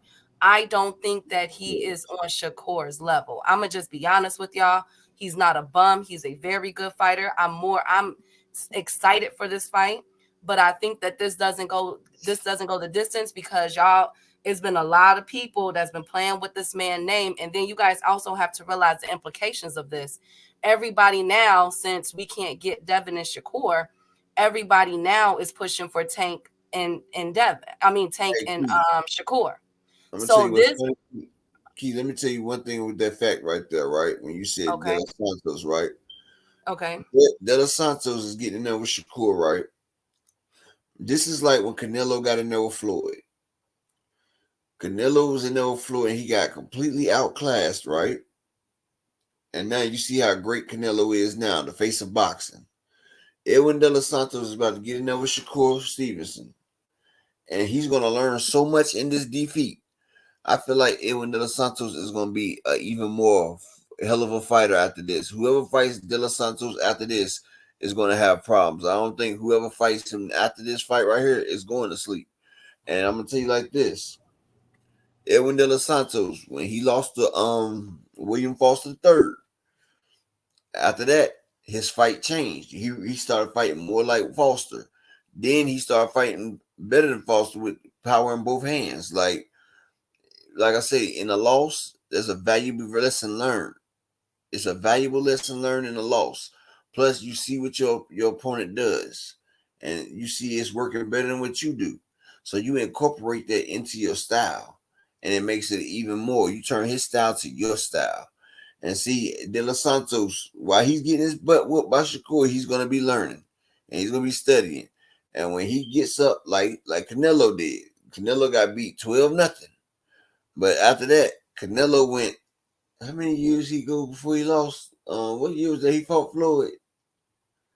What in like 2015 he fought Floyd or something? Like 15 or 16. Yeah, he went damn near 8 years before he took another loss. So that's telling you something. But yes, exactly. But And go ahead, Upper. no, I was gonna say go ahead and finish what you were saying. That's all I had to put in.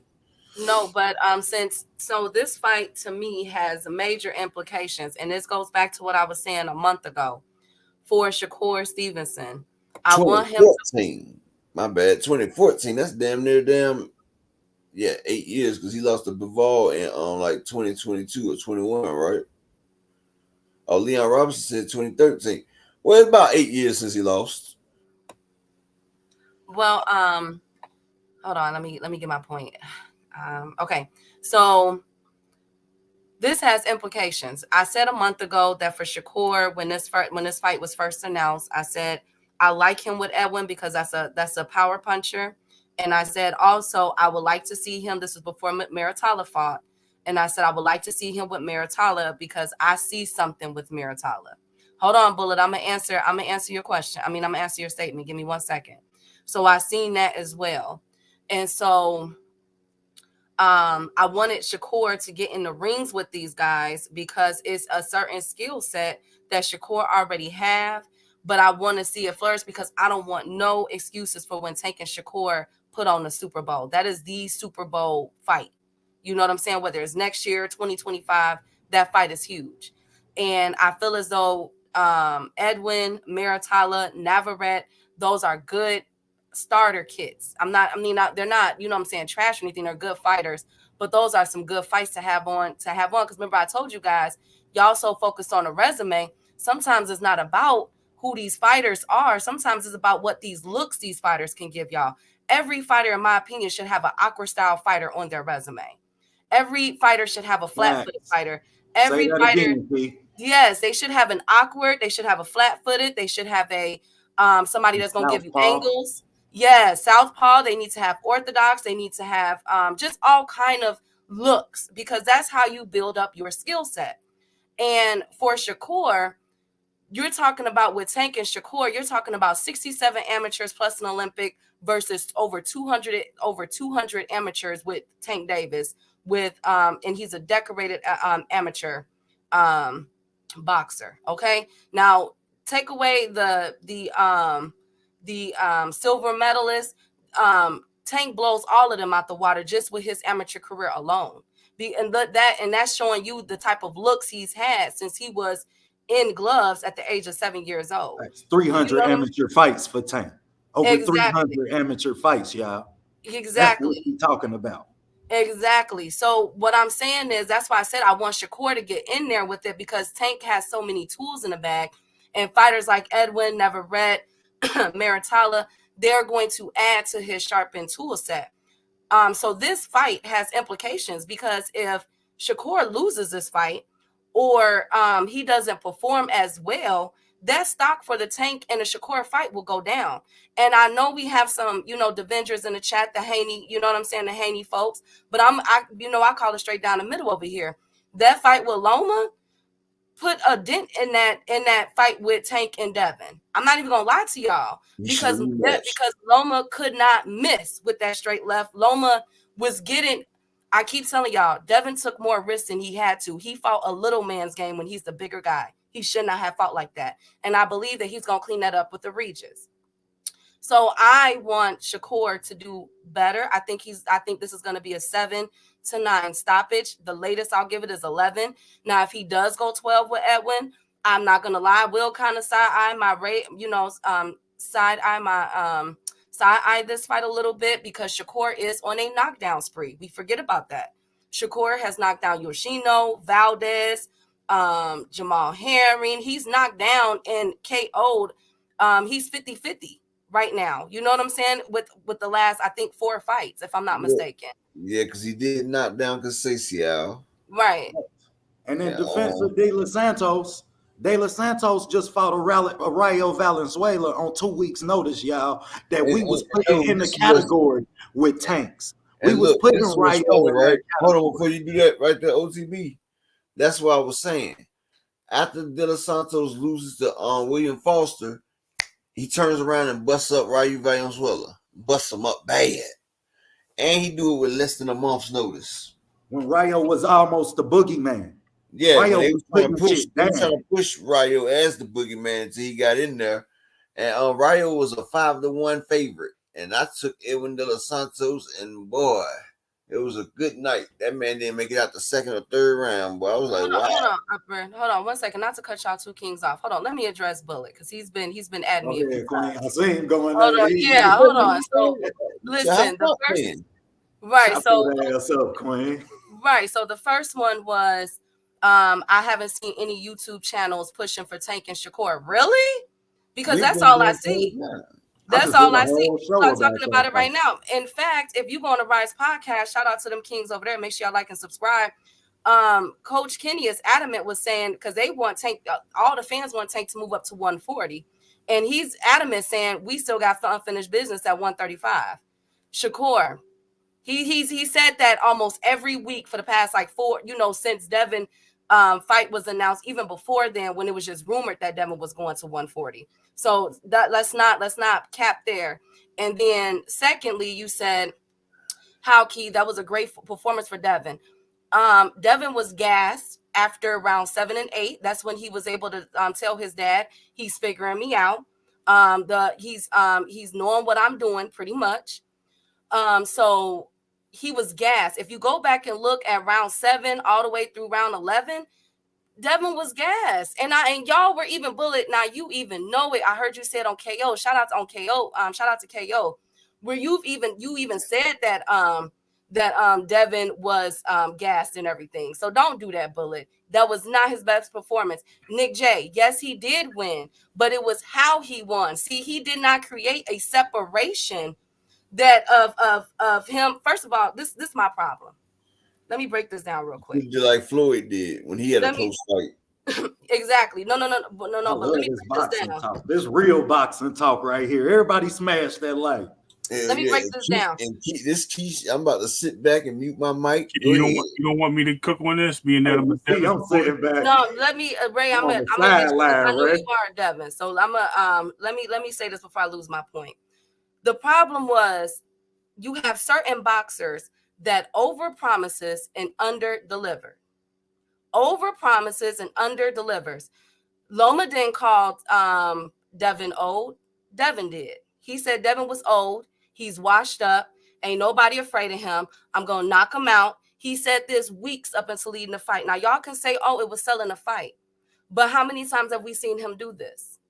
Okay, he overpromises and underdelivers. So it's not about whether he got the win. Did he create separation enough to where people can say, you know what, Devin is that dude? No, you know what they were saying after the fight? Loma ain't lost a beat. We won't Loma up in there with X, Y, and Z. But Loma ducked Shakur. So we couldn't see that fight. Loma's about to fight. They said Loma was robbed. Exactly. Which I don't believe that way. I don't believe that. I believe Devin won that fight 7-5. You know what I'm saying? It's not about, okay, who won. First of all, as I said, Nick J, it's not about who won. We know that he won. It's just that he did not create a separation between himself or Loma. Facts, big dog. As far as skill set. You know what I'm saying? So let's like stop this. I'm not saying, but that doesn't mean Tio did, Nick J, and Tio got a fresher Loma, and Tio decisively won. People wasn't saying that Loma was robbed when he fought Tio. Loma started lying, talking about he had an injury when he was throwing punches the whole time.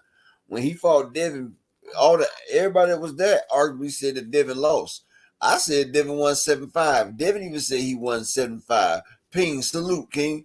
But Devin should have did like Floyd did. You know, when you designing to be great, and if it's a close fight, you run it back.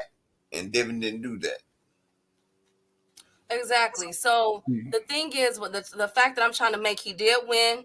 If it was up to me, I would have had a rematch. You know what I'm saying? Because that's how you clean it up. You know what I'm saying? Have a rematch, and then move up. But hey, we're here now. But all I'm saying is that when it comes to, in my opinion, and what I felt like a lot of folks felt, because again, I look at algorithms, I look at what's being said on social media, boxing channels, and everything. That performance by Devin put a dent in the future fight with Tank and Devin. This is why Tank will be the favorite to win in that fight. He did if Devin would have got Loma up out of there, knocked him down a few times and everything else, we'll be looking at an even Steven with Tank and Devin. But it didn't do that. It did not do that. And I feel as though with Shakur got to make this statement. I have him with the knockdown. I have him with a stoppage with Edwin De Los Santos. And I think that fight right there will have if Shakur was to go out there and do that, that will have so much momentum for a Tank and a Shakur fight. But go ahead, Kings. Y'all go ahead. I want to touch base on that comment upper with Teal and Loma. I think Teal came out strong, and I think he mid-round started dying out, getting tired. I think he just overexerted himself. He won the first then Loma, because he won the first 6 rounds, and then he switched up. Yeah, absolutely, clearly. But I think after that, Loma started stepping on the gas, and we seen a little difference. And Teal was a little tired in that and didn't know what to do with the matrix because Loma started moving. Well, we also got to take into consideration. Hold on 1 second, OTB. What happened when Teal went back to what he did? He almost stopped. Going with. See, now we got to take into consideration. Hey, hold on 1 second. Hold on, OTB. 1 more second. King Von, you keep saying that, but Devin himself said he only won 7-5, bro, and he said he only did that because he wasn't no 9-3, no 10-2. What was you watching, bro?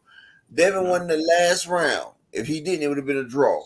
And Loma took his foot off the gas, and that's what happened. I mean, I'm glad Devin got the win, but we're gonna keep it facts here. I keep it facts. I don't hate on no brother or none of that. I just keep it all the way 100. I keep it a buck. And that's what happened. Yep, championship rounds make a difference. Exactly, and what Nick J say, exactly. And that's what boxing gonna be right. And that's what boxing needs right there. For them all to get in that damn ring and bust that down and see who's the champion of it. Like, yeah. That's why it's not about the 80s and 90s they got in there. Y'all go ahead. Hold on. It's not about who cares if he called him old. A fight is a fight.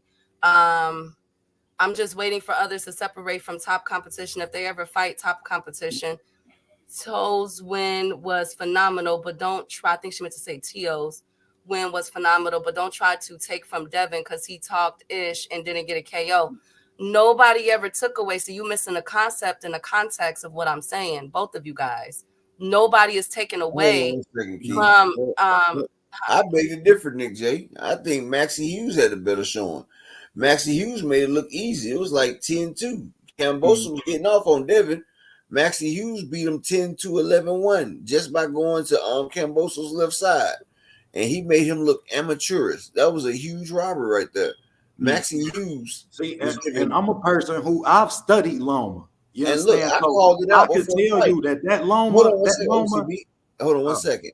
I had it in KQKC's thing, and I told everybody before the fight.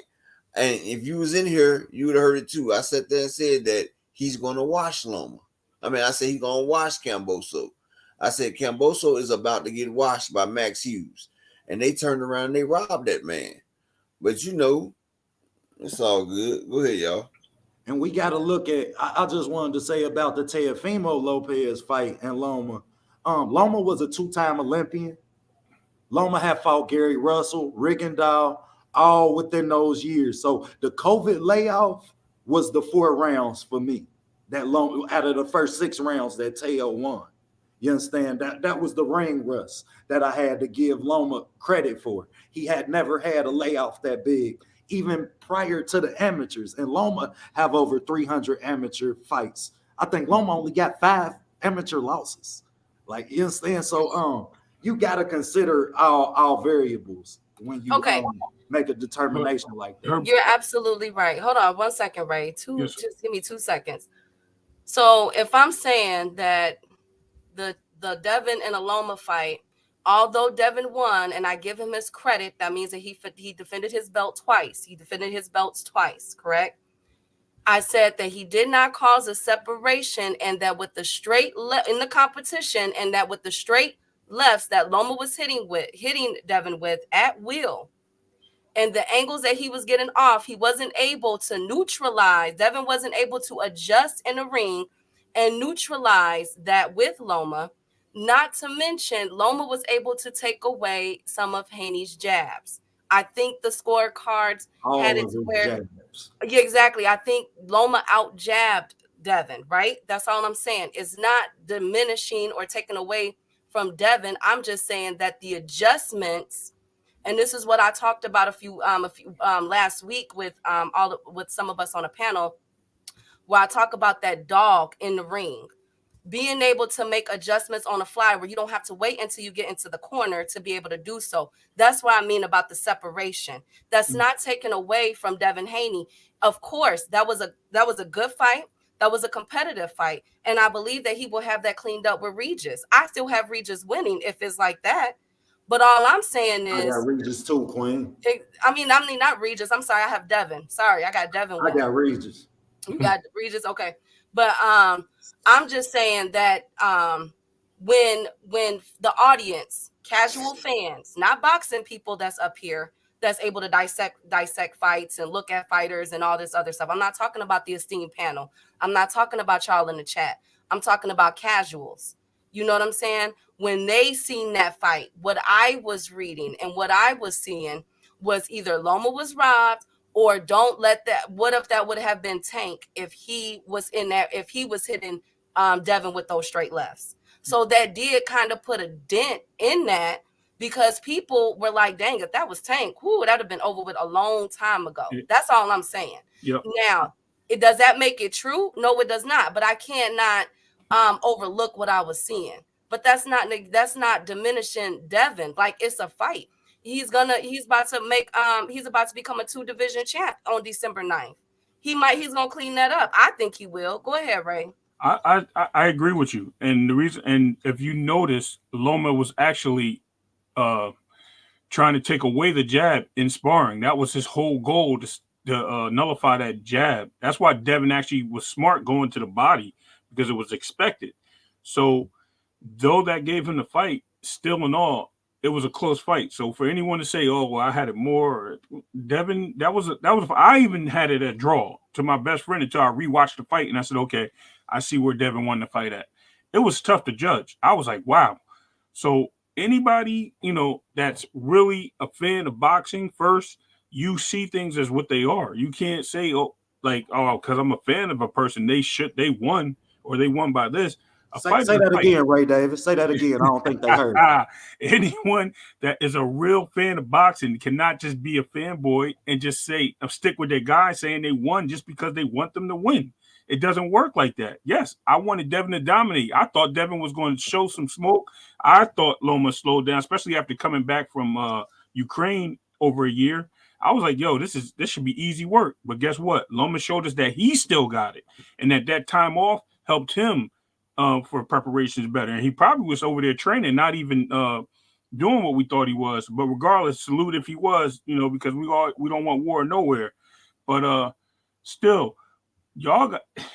I'm sorry, and don't get me wrong, guys. I don't want to switch lines here, but I think I said on Fanon today, the mystery of fans that are fanboys, it's got to stop with the capping. Like, y'all got to stop making up stuff and stop listening to widespread media. You got to listen to the facts. The facts tell you everything. That it's there. It's history. You cannot deny it. It's indisputable. So especially for these guys who call themselves content creators. Thank you. You discredit. But what gets me is that I'm nowhere did I say that Devin was a trash fighter.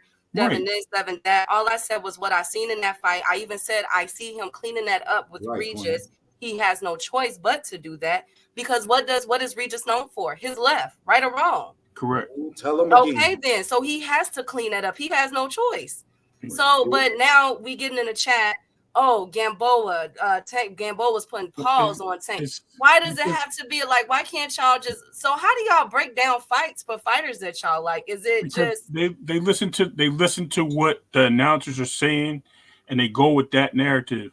That's point blank. These are not people that sit there and watch the fight and watch the blows and watch what count. Who's pull countering, who's catching and parrying shots. They just watch the crowd reacts. All right, that's They this looking guy's to round. see who got punched. Right. Most It's not people about watching that. boxing to see who got punched. They don't know Right. what they looking at. But Me why Correct. is it personally, that? I When, built my channel off the thesis of the fact that you can tell people don't know what they looking at. They don't know what to appreciate within this sport of boxing. They just see people get punched, and it's a science to this shit. Correct. but And OTB, they just not to cut you off, King.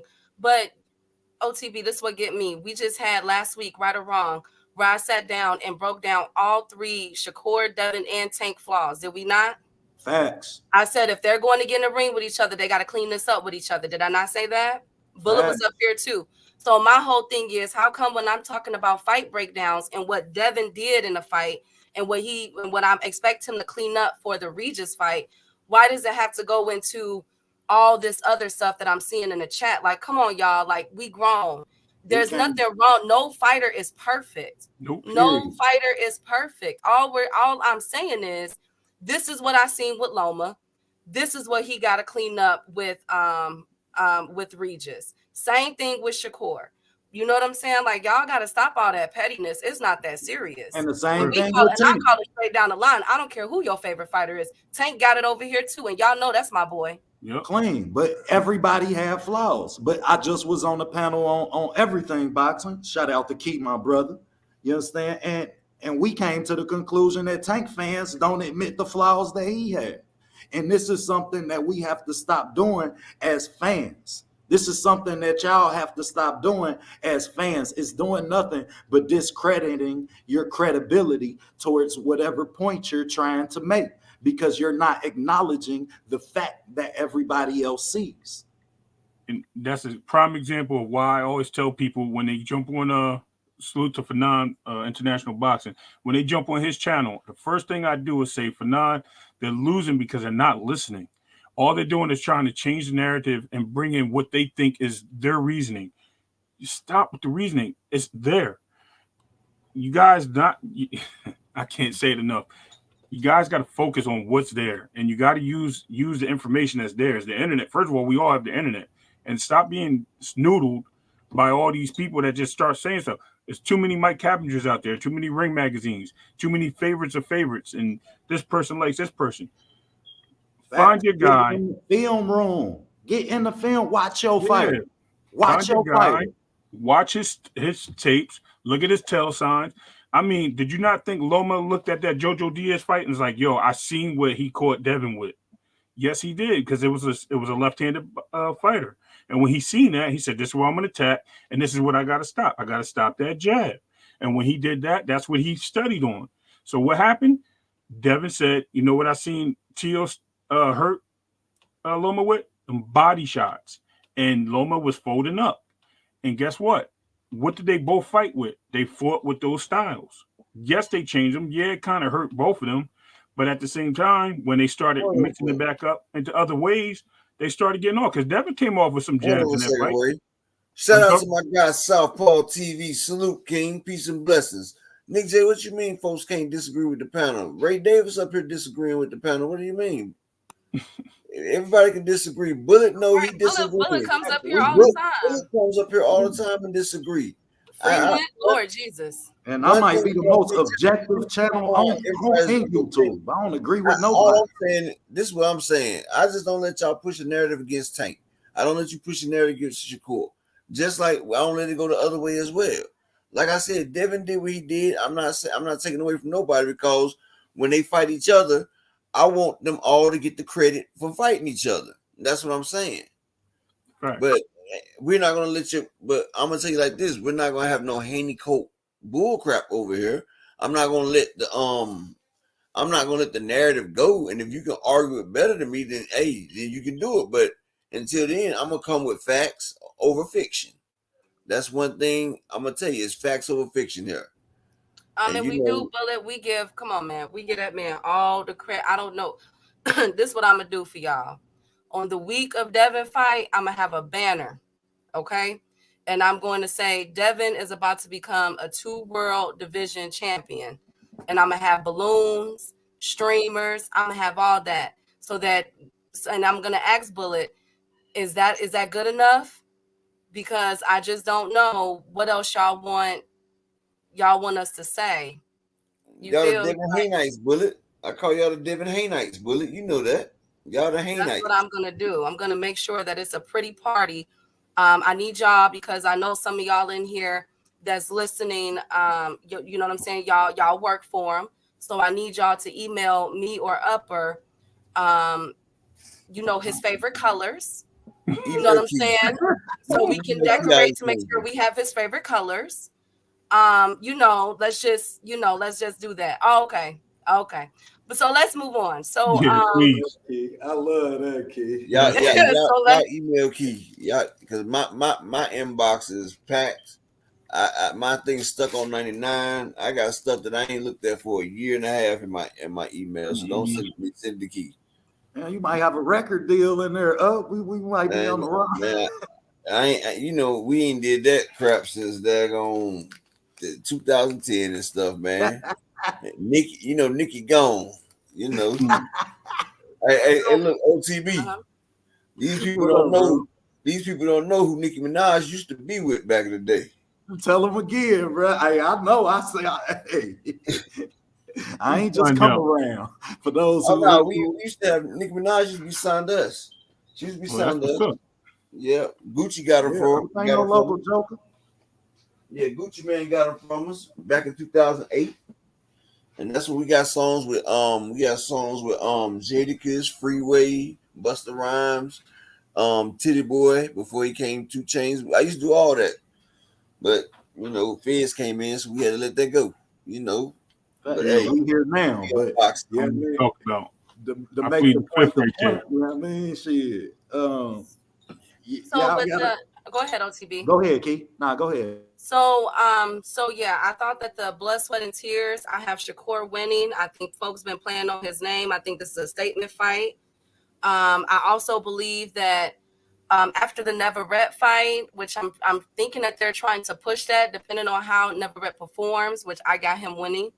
I think that they're trying to push that fight for next year, and I'm gonna go on a limb and say I believe that that'll be the last, if not one of the last fights that Shakur does with Top Rank. What y'all think about that? He's out of there. He gone. I Come on. see. Yeah, Go he ahead, he Ray. don't want to be there. I think he's signing to Floyd. I think he'll go Mayweather Promotions. That'll help him get that fight with Tank sooner, and it's going to help increase his payday. I mean, we all know that. Well, But I what's know. after the Floyd fight? Like, don't get me wrong. I love that if he can make the initiative happen to give us that fight, but at that same rate, Top Rank keeping him active, y'all. We see Shakur 2-3 times a year. We don't see no PBC and no money team fighter 2 times a year, 3 times a year. Tank You know what I fought mean?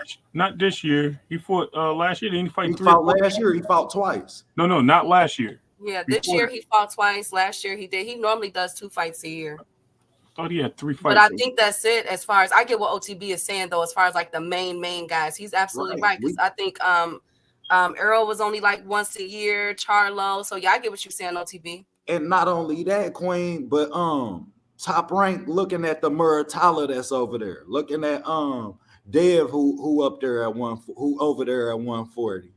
Um, I don't know that. I mean, what the money team gonna offer him? Rolly?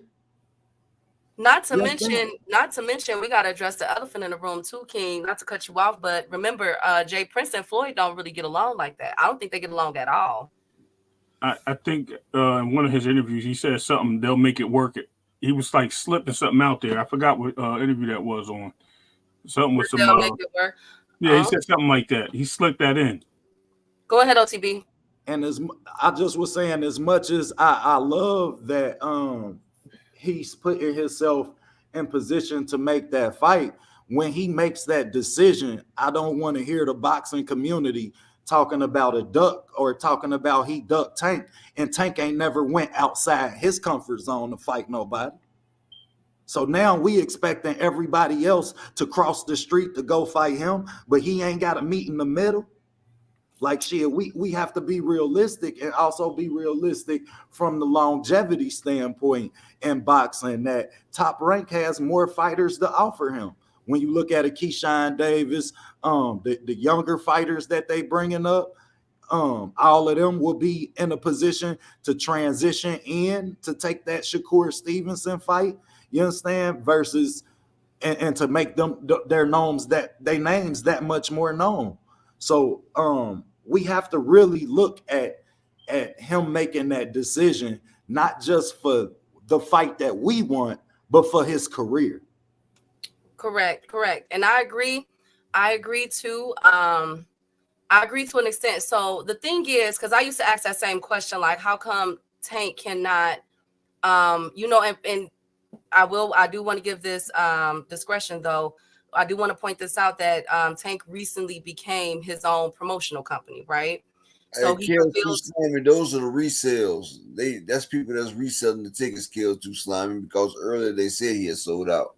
Now they got people that's reselling the tickets.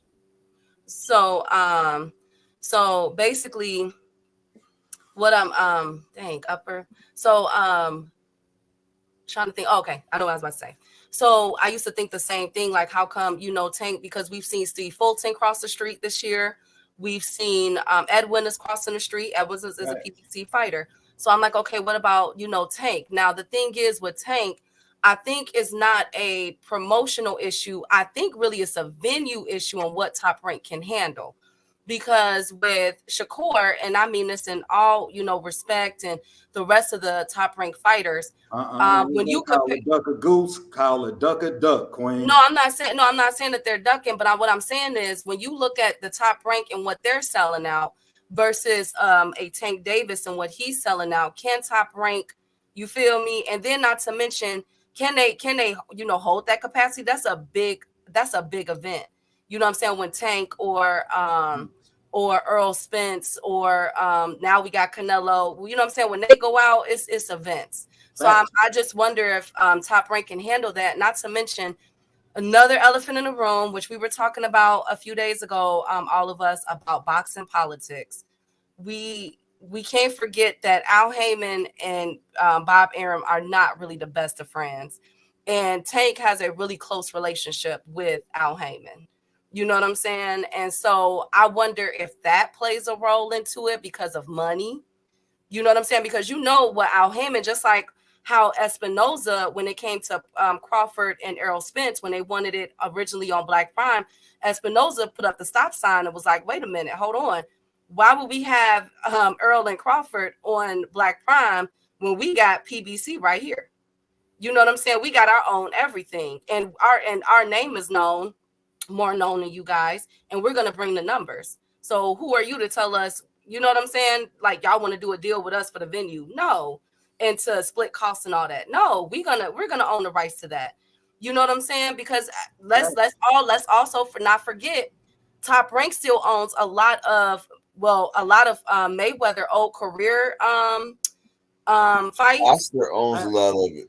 Oh yeah, Oscar owns a lot of those too. You know what I'm saying? He owns the rights to those. So what if it's something like that? So I used to think the same thing, OTB, but of course that word those two words, boxing politics gets in the way, and I can understand that. You know what I'm saying? But I do expect what I would really want now that Tank is his own promotional company. And I do agree. It's time for him, you know what I'm saying, for them to start sending the offers and meeting halfway. I do agree with that. But however, what I would want for Shakur after his end, I want for Shakur to do the same thing kinda, because he still has Jay Prince, and I don't think he's gonna leave Jay Prince anytime soon. So as his management. So I would want for Shakur to be signing 2 and 3 fight deals here and there. You know what I'm saying? That way, when Shakur and Tank do fight, because they're going to fight, it's going to be 2 promotional companies, 2 management companies doing business, and they could work out the venues and all that stuff later. I think it'll make it so much easier. I think right now, a Tank and Shakur, let's say Shakur fight in November, Tank is rumored to fight between January and February. So that fight won't be ready until the summer. So if they were, I don't believe that Shakur will be out of his contract by then, because Naveratte is still in the Naveratte is still in the wing. You know what I'm saying? Right. So I think after that fight, once Shakur is able to break free, allegedly, I'm not sure, but if he's able to break free from Top Rank, that will be the best time. So then we could look at an end of the year, beginning of 2025, or middle or the summer of 2025 for them two to fight. It'll make more sense. But right now, I just think it's too much boxing politics involved. But y'all go ahead and cook on what you, because I could have some of this stuff wrong. So y'all give me y'all opinion.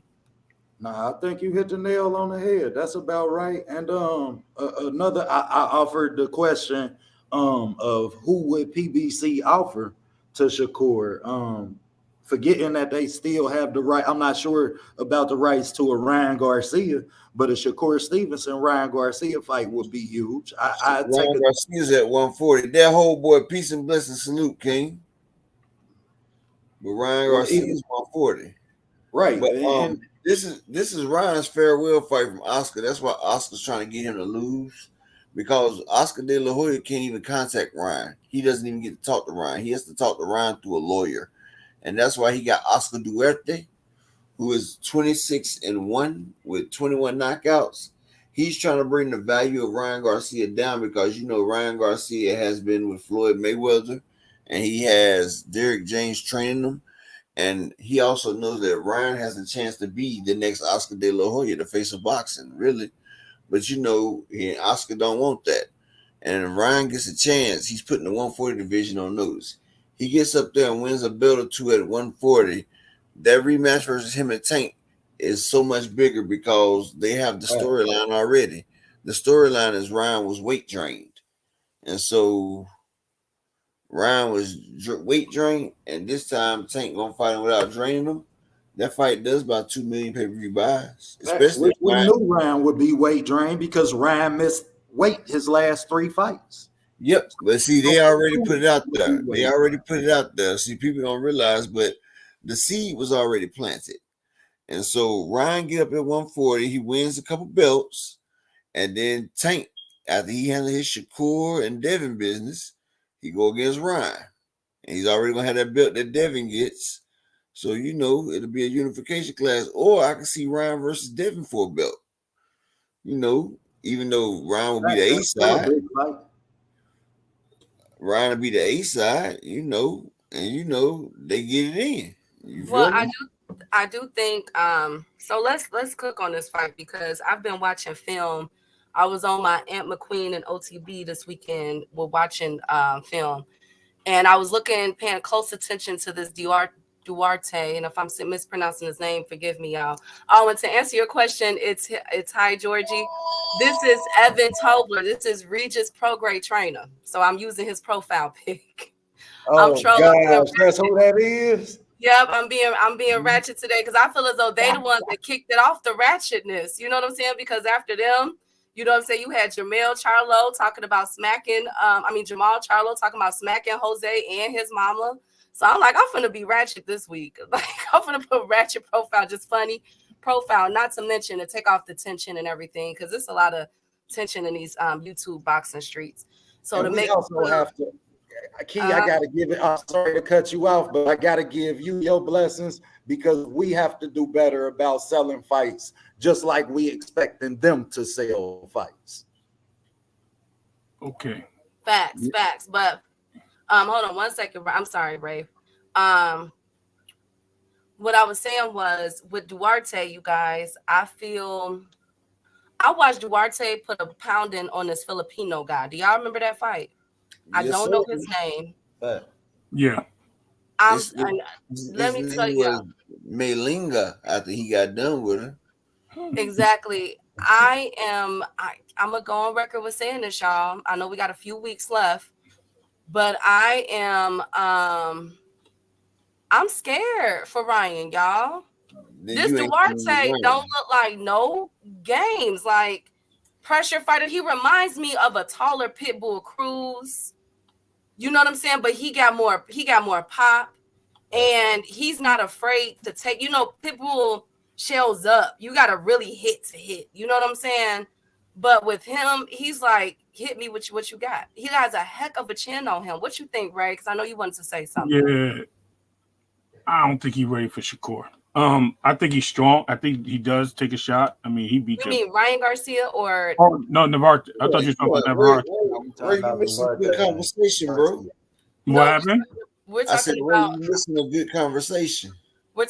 Duarte versus Ryan Garcia. Oh, that fight. Oh, no. Yeah, I just heard. I thought you said Navarte. All right. So yeah, no, Ryan is yeah, no, Ryan gonna put this in the bag. Unfortunately, he's trying to get out of there. I just hope he just it's a good fight because it's gonna show us what Derek James has taught Ryan and what things Amazing. he was doing wrong if it's corrected. If he has not corrected those things, then forget about it. Then Ryan loses because Ryan's got to keep that chin down, keep his eyes open on those jabs, and he's got to keep that arm up when he throws that hook. We all know that. And those are his three weaknesses that I see. Besides some footwork, he's a little flat footed. But other than that, if Derek James can fix those things, because Ryan's lethal. Ryan is very lethal. I really can't see a lot of people in 140 beating Ryan. I think he's definitely elite in that division, but if he doesn't fix those things, at least fix two of them, he can work on the rest. But if he can fix two of those things, most importantly, the chin and the arm up for the protection, I think Ryan can win that fight. Okay, let me go now. Now, I'm glad that he got. I'm glad that he has such a tough fight right now because thank Luke Kane, peace and blessings, King. Like, I'm glad he has such a tough fight for one because now Big Dog Willie, $2 holler, Bill Caps 20,000 times last week broke Trump's record. Yeah, he did break Trump's record. He did. Especially when he said they're gonna go up and fight Boots. I said, not right now, you're not. But that's neither here nor there. See, Oscar De La Hoya, I wish he had a tougher fighter than Duarte to throw at Ryan. Because I feel like this right here, Ryan Garcia, when he first got to Derek James, he had a problem keeping his chin up. Now that nigga keeps that chin down and stiff like a nice soldier. Plus, Derek James had one round just used his right arm. He had his left arm incapacitated. So Ryan had to develop that right arm. Ryan had developed a straight right and a right to the body that it whistles. The man, I didn't know Ryan was that fast, but he's punching in combination. He's throwing them hard with bad intentions. That pretty boy, soft, gooey Ryan, he's gone. I guess taking your first L to do that to you. Ryan's not that boy toy no more. He's a man. And he comes out there and he fighting like a man. Like I told y'all before, I watched Ryan for 3 rounds go against Ugas Ugas and stop him with 16 ounces of headgear on. And this is before Ugas Ugas went out there with Barrios. I told y'all that. And I told y'all Ryan is looking good. He got that left that cracks and he got that right that booms. And see, a lot of people are not going to be ready for that because he has great hand speed with both hands. And he keeps that chin low and he has a tight guard. And you say I'm crazy, but I'm going to tell you who Ryan reminds me of. He reminds me of Spence versus Lamont Peterson. That's how he looked versus Ugas. Derek James got him in that mode where Ryan is just like that, keeping it tight like Tyson used to back in his prime. Plus, Floyd Mayweather's working on his defense. He's been getting trained by Floyd Mayweather on his defense. So, like I said, Ryan Garcia is going to show a lot of people I wish Edward Duarte was a little bit tougher because Ryan's going to make this dude look like small work and Oscar De La Hoya is going to cry that night. Y'all see him standing behind Duarte. He's trying to put his faith in Duarte because he can't even talk to Ryan. He has to talk to Ryan via the lawyers. Ryan and them found a loophole and they getting up out of there. But yeah, that's my take on it. I'll second the regiments of Queen Nick J. She say that this is either gonna make or break Derrick James as a trainer, I agree. Um, Ryan is not the typical Derrick James fighter. Ryan is flat-footed. Ryan just has fast hands, and the kid can crack. You understand? So I'm interested to see, does Derrick James keep his workload, his work ethic up, his work activity rate as high as his other fighters and Errol Spence and Jermell Charlo. We know that we seen Jermell Charlo at his best after Brian Castano took away his front foot. Then we could see Derrick James dig in Jermell Charlo, and Jermell Charlo committed to that jab. You understand? And he committed to that activity rate, which allowed him to be successful against a Brian Castano. Errol Spence is a big activity fighter. Ryan is not a big activity fighter. Ryan is not the most active fighter, period. So as much as that's something that Derrick James can bring in, is something that can take away from what's Ryan's strength, which is his counter punching ability, because he's that much bigger than everybody. Ryan has been bigger than everybody he has fought, and that will continue. Ryan's a big kid. Look at his chest. Look at his shoulders. He just now filling out into his man strength. So I'm interested to see what approach Derrick James take in that aspect. I don't think that this would be a make or break, because I remember when Canelo, when he was with Valdez and them team was in Reynoso, and they had a tough year with all of those PD claims and losses. Like I think that kind of trumps Derrick James, what he's going through. But I do agree with OTB with saying that I wouldn't say it's a make or break, because when I'm listening to Derrick James in the corners with his fighters, he's telling them everything to do, especially with Jermell Charlo. Child, he told Jermell Charlo everything, and Jermell just could not execute. But I understand. I get it. I don't hold that loss too close to heart. But I think that with Derrick, he's come to, how we say that analogy, the fork in the road. I think Derrick, after Ryan, whether Ryan lose or wins, I think Derrick, I'm pretty sure he's starting to realize this. He's at a fork in the road where he's gonna have to do some self-reflection and see, okay, where are these fighters trying to go? Because this is why I say this, y'all. This is why I say this. At the press conference for Earl versus Crawford, Earl corrected Brian and said that I'm a prize fight. I'm fighting for money, not legacy. He said that. That's a fact. Then Jermell Charlo comes out after the Canelo fight. First it was legacy, then it was now he's a prize fighter. And now you got Ryan Garcia. Ryan Garcia got the money. He has the notoriety. Now he's saying, I want my name back, pretty much. This is a legacy. I'm taking this serious, and da-da-da. So he has three main people in his stable, two with prize fighting, money-making mindsets. And I get it. They're at their, you know what I'm saying? They done did it all. They're in their 30s. You know what I'm saying? Earl is most likely a Hall of Fame ballot. You know what I'm saying? A Hall of Fame fighter. So I get where their mindset is, but now that you got this new blood with Ryan Garcia, because Ryan is 25, 26, Ryan still got a good 10 years left. And if Derrick does this right, he got a champion on his hands. If he can do this right, well, I know Derrick is going to do what he has to do if Ryan can execute. And so I just wonder where Derrick, I feel as though his mindset, and this is an allegedly, I'm not sure. I don't talk to Derrick James, but I'm just wondering if he's feeling like, you know what? I got like a year left with these two guys. It's time for me to throw a lot of my eggs in a basket with Ryan and get me another fighter that's young and hungry and determined like Ryan is. You get what I'm saying? Because I like Earl Spence, but just like Bud Crawford, they both got 2 or 3 fights left up in them. and I like Jermell Charlo. I do. I love the Charlo brothers. But Jermell Charlo got about 2 or 3 fights left up in him.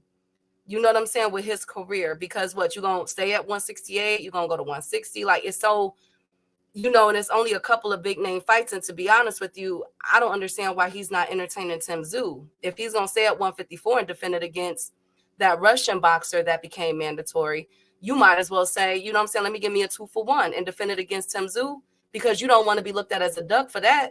Exactly, but that Russian fighter, he's been Jermell Charlo's mentor for about 2 years now. I know, but at the same time, everybody wants Jermell versus Tim Tszyu. Oh A yeah, lot of people want that fight. Like, that's the big Tim fight. Tszyu deserved that fight. Exactly. Yeah, I feel like Tim Tszyu does deserve it. OTB, because Tim Tszyu, he came in and he went through Terrell Gaucher, Tony Harrison. Even though Tony was a shell, he went through that. He went through Ocampo. Then he just beat my guy Mendoza. He deserves it. He deserves it. He just fought four hell of fire contenders. Facts. Yep. And I just think I would that like to see him. I would like to see him versus Lubin though, that's a good fight too. or against my guy, who I felt like won against Lubin. You know, the Yeah. monster 154. Well, I don't know. I get where OTB and I don't know who comments you were reading, but I get what y'all are saying. I feel I'm teetering towards that way too. I think just where the two mindset of his main fighters are versus Ryan Garcia, this new blood, this new talent, that I feel as though if he can do it right with Ryan Garcia, he can take Ryan Garcia far in 140. I've been saying, like, he can definitely take Ryan Garcia far. So I don't know. I think he's at a fork in the road, and I think he sees that. So we'll time will only tell. Ray, you got anything to cook on that? Yeah, I mean, me and Upper, I think, are on the same page. And as far as Of course, thank Luke Kane, the killer at 154, Jesus Ramos. Yeah, But I think Lubin would beat. I think Lubin would beat Tim Tszyu. Honestly, I'm just saying. I think Lubin beats him. yeah. Lubin showed me how crafty he could be when he fought Ramos. But yeah, I think Lubin might do it. But I think Ramos destroys Tim Tszyu. Tim Tszyu wasn't trying to fight him anyway. He was trying to fight Tim Tszyu, but Tim Tszyu was like, nah. KQKC, peace and blessings, King. How you doing, sir? Salute to OG. What up, KQKC? Salute. Go ahead, Ray. What were you saying? Oh no. So just touching base on, I'm going to go back up to 154, but because we were at Ryan, I'm just thinking Derek James he's in a predicament. He's going to be all right though. He's a boxing trainer. I mean, Emmanuel Stewart. I think he's the Emmanuel Stewart of today. I like what you were saying, Key, about these boxers are all getting older, so we're looking for the new wave of boxers coming in. So Ryan could be, in his camp, Ryan will be that guy, and Derek James is going to put that effort into making sure he solidifies that. I can see that. There's also going to be a lot of changes in boxing recently, and because of these age gaps and the things that's happening. We're going to have, and as far as 154, yeah, I like Lubin. I'm sorry, I think he's the guy. I think Tim Tszyu. I don't see Charlo really boxing probably maybe 1 or 2 more fights in 154 before he moves up and then retires. Earl's coming up. We know that. And Bud's coming up. So they're on the end of their ropes, but they're going to make some noise at 154 too. So we'll see how that works out in that case. But everybody going to call for Earl because, he's still the big fish. He's the money exactly. Man. He's that payday. So he's going to move up the ladder very quickly. He'll probably get a title shot quick. Even Tim Tszyu was like welcoming Earl to come up, so he didn't welcome Bud, but he welcomed Earl. So yeah, he know where the money hit. He know where the money at. They all do, but he gonna have to make that in Dallas. He ain't gonna make that anywhere else, and that's where it's gonna break bread. Oh yeah, he knows. He said he's not fighting in Australia no more. That's what he said. He said he that last fight when he fought Mendoza. He said that was his last fight in Australia. Yeah, them taxes be killing him over there. And not only that, he's getting better. Yeah, I mean, Tim Zoo was the first fight breakdown. If y'all go to my channel, that was the first fight breakdown I did. And when I broke him down, the kid shelled up in the pocket. He was only good on the front foot. He didn't have an active jab at all. So you could really Hey, counter his weight transition. And you right. watching him in the Mendoza fight, he's really started to lean on his jab more. He getting a lot better. And not only that, y'all, he come from the son of a fighter. If y'all ain't never watched Koskazoo fight, man, go watch it. Go watch Koskazoo. Yeah, Give Hey, Zab Judah you the know what? stinky leg. You know Yeah, what I'm gonna tell you though? Tim Zoo is one of the dirtiest fighters I've ever seen, bro. Like I felt like Brian Mendoza won that fight though, but Tim Zoo they was letting him get away with so much. Like all that dirty stuff they let him get away with the whole time. Like they was enjoying that thing right there. But Kevin Kevin Thunderstorm. Y'all go check out his page. He has a thing where he was destroying Tim Zoo. Like he destroyed Tim Zoo in spar. Yeah, Like and but bro, that's to the credit of a Tim Zoo who couldn't fight in the pocket when he exactly. first got Tim Zoo over couldn't here. fight when He they fought. checked in Mayweather gym, where it's Yeah. doghouse rules. If y'all don't know, doghouse rules is 15 Somebody rounds, and then goddamn it, we gonna fight till we can't breathe no more. Yes, So when sir. y'all see all of these money team, anytime you see the money team gym, you know that gym, you understand? But just take into consideration that they sparred 15 rounds out of what you looking at. You understand? And OGKQKC said Tim is dirty and his father was trash, in my opinion. come on, I heard his little brother pretty good though. Yeah, but see, that's one thing I can say. Australia, brother, and him, they let him get away with murder out there, and that's Yeah. crazy.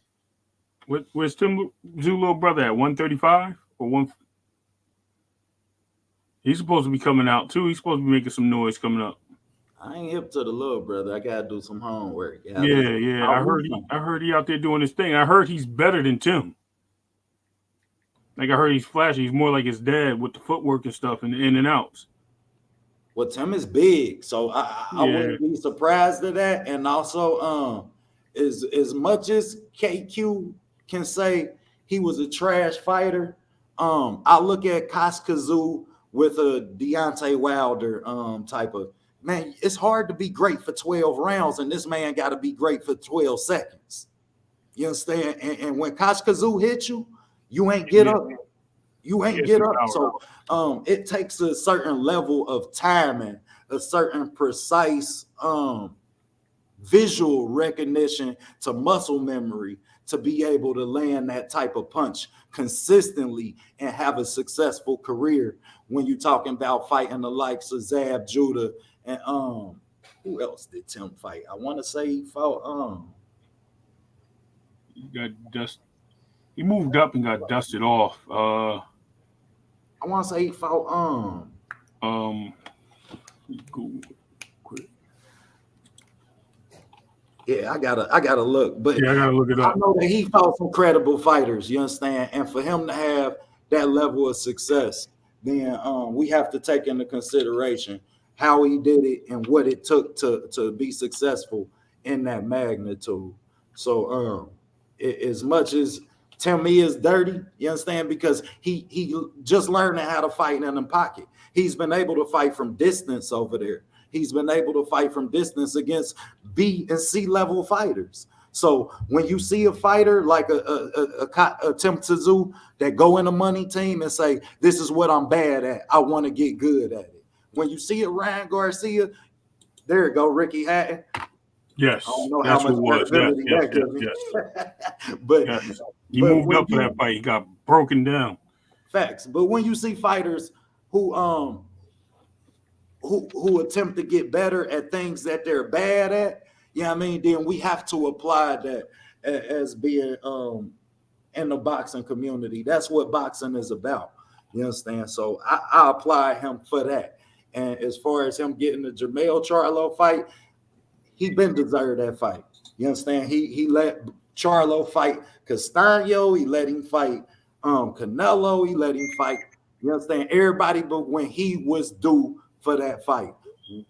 And I'm not a big fan of that in boxing. I believe that when a fighter deserves to fight, he should get it. Yeah, Yep. I'm sorry. You got in my head. I was laughing because I just thought of Zab Judah standing up, pointing. I don't know where he was pointing to. Man, he was pointing in the He was crowd, got up doing the stanky leg. He got up and couldn't even walk. He didn't know what corner was you know, his. that was the funniest thing, and I just started laughing. I had to put the thing on mute. I One of was the most dying. devastating punches ever in boxing. You understand when It you is. look at that? That actually reminded me. What was it? Mike Tyson Punch Out when they had Glass Joe when he used to do that. That's what it reminded me of. But he jumped up and he did. He just pointed and said something to the ref. I thought he was trying to fight the ref at 1 second, like. But that was crazy. That was one of the craziest He knockouts I've did ever try and seen. fight the ref. He Oh, was that was trying to after. square up No, with after the he ref. did. I'm talking about initially when he got up, he pointed to the corner somewhere in the crowd or something and was like, "Is it over yet?" or something. I don't know what he said, but and the ref stopped the fight. Then he tried to fight the ref.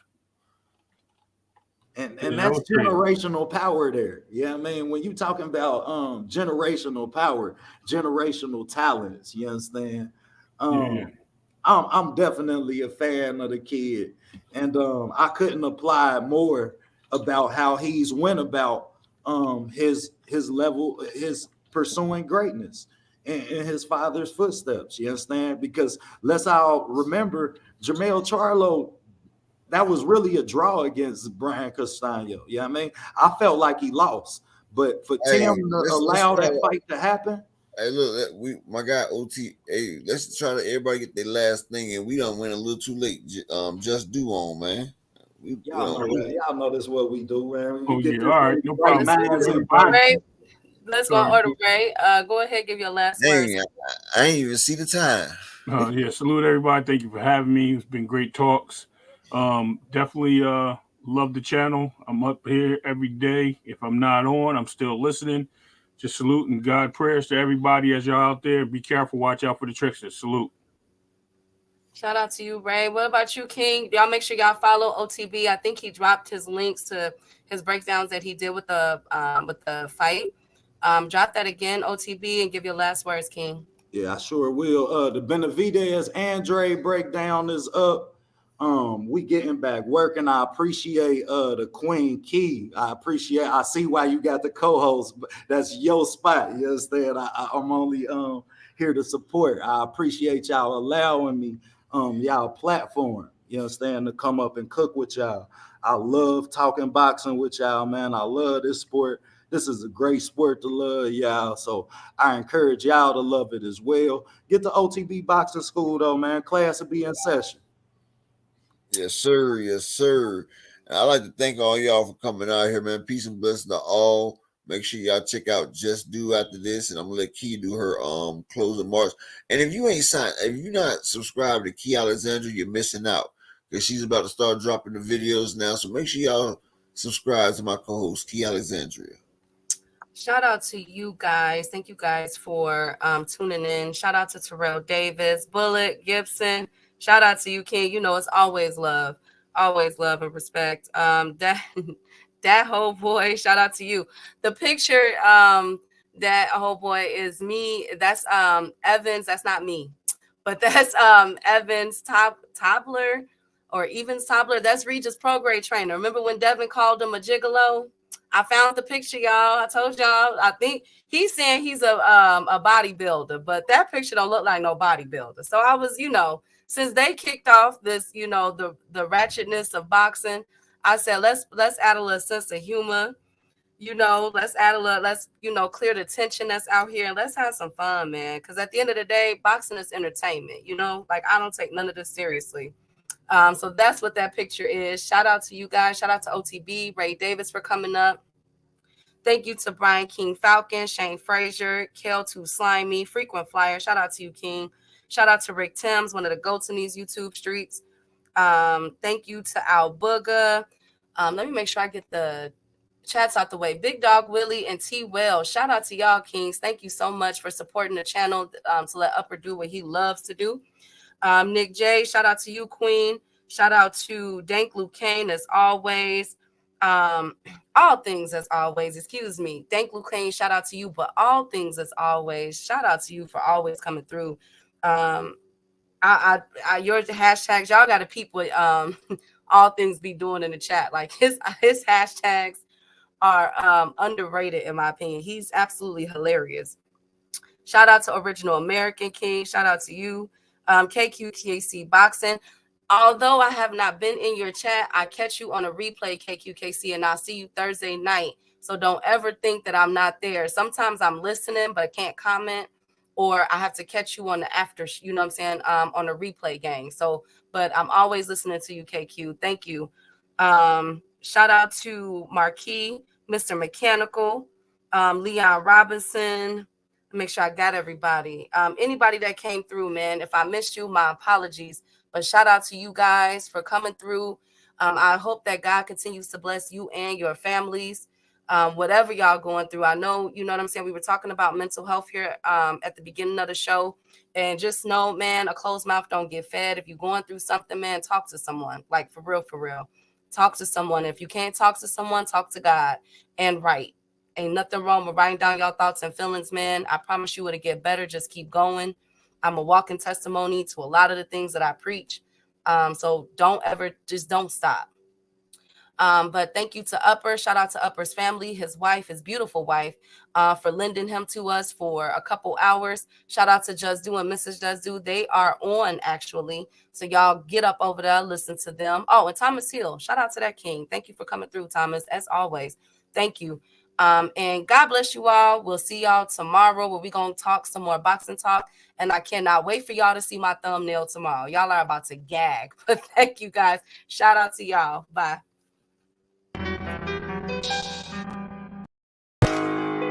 They want that smoke, bitch, I got it for 'em. They want that smoke, bitch, I got it for 'em. They want that smoke, you know I blow it. They call me Sunny Monster for a reason. I'm really dripping, leave a nigga bleeding. I get to squeeze and leave a nigga. They want that smoke, bitch, I got it for 'em. They want that smoke, bitch, I got it for 'em. They want that smoke, you know I blow it. They call me Sunny Monster for a reason. I'm really dripping, leave a nigga bleeding. I get to squeeze and leave a nigga bleeding.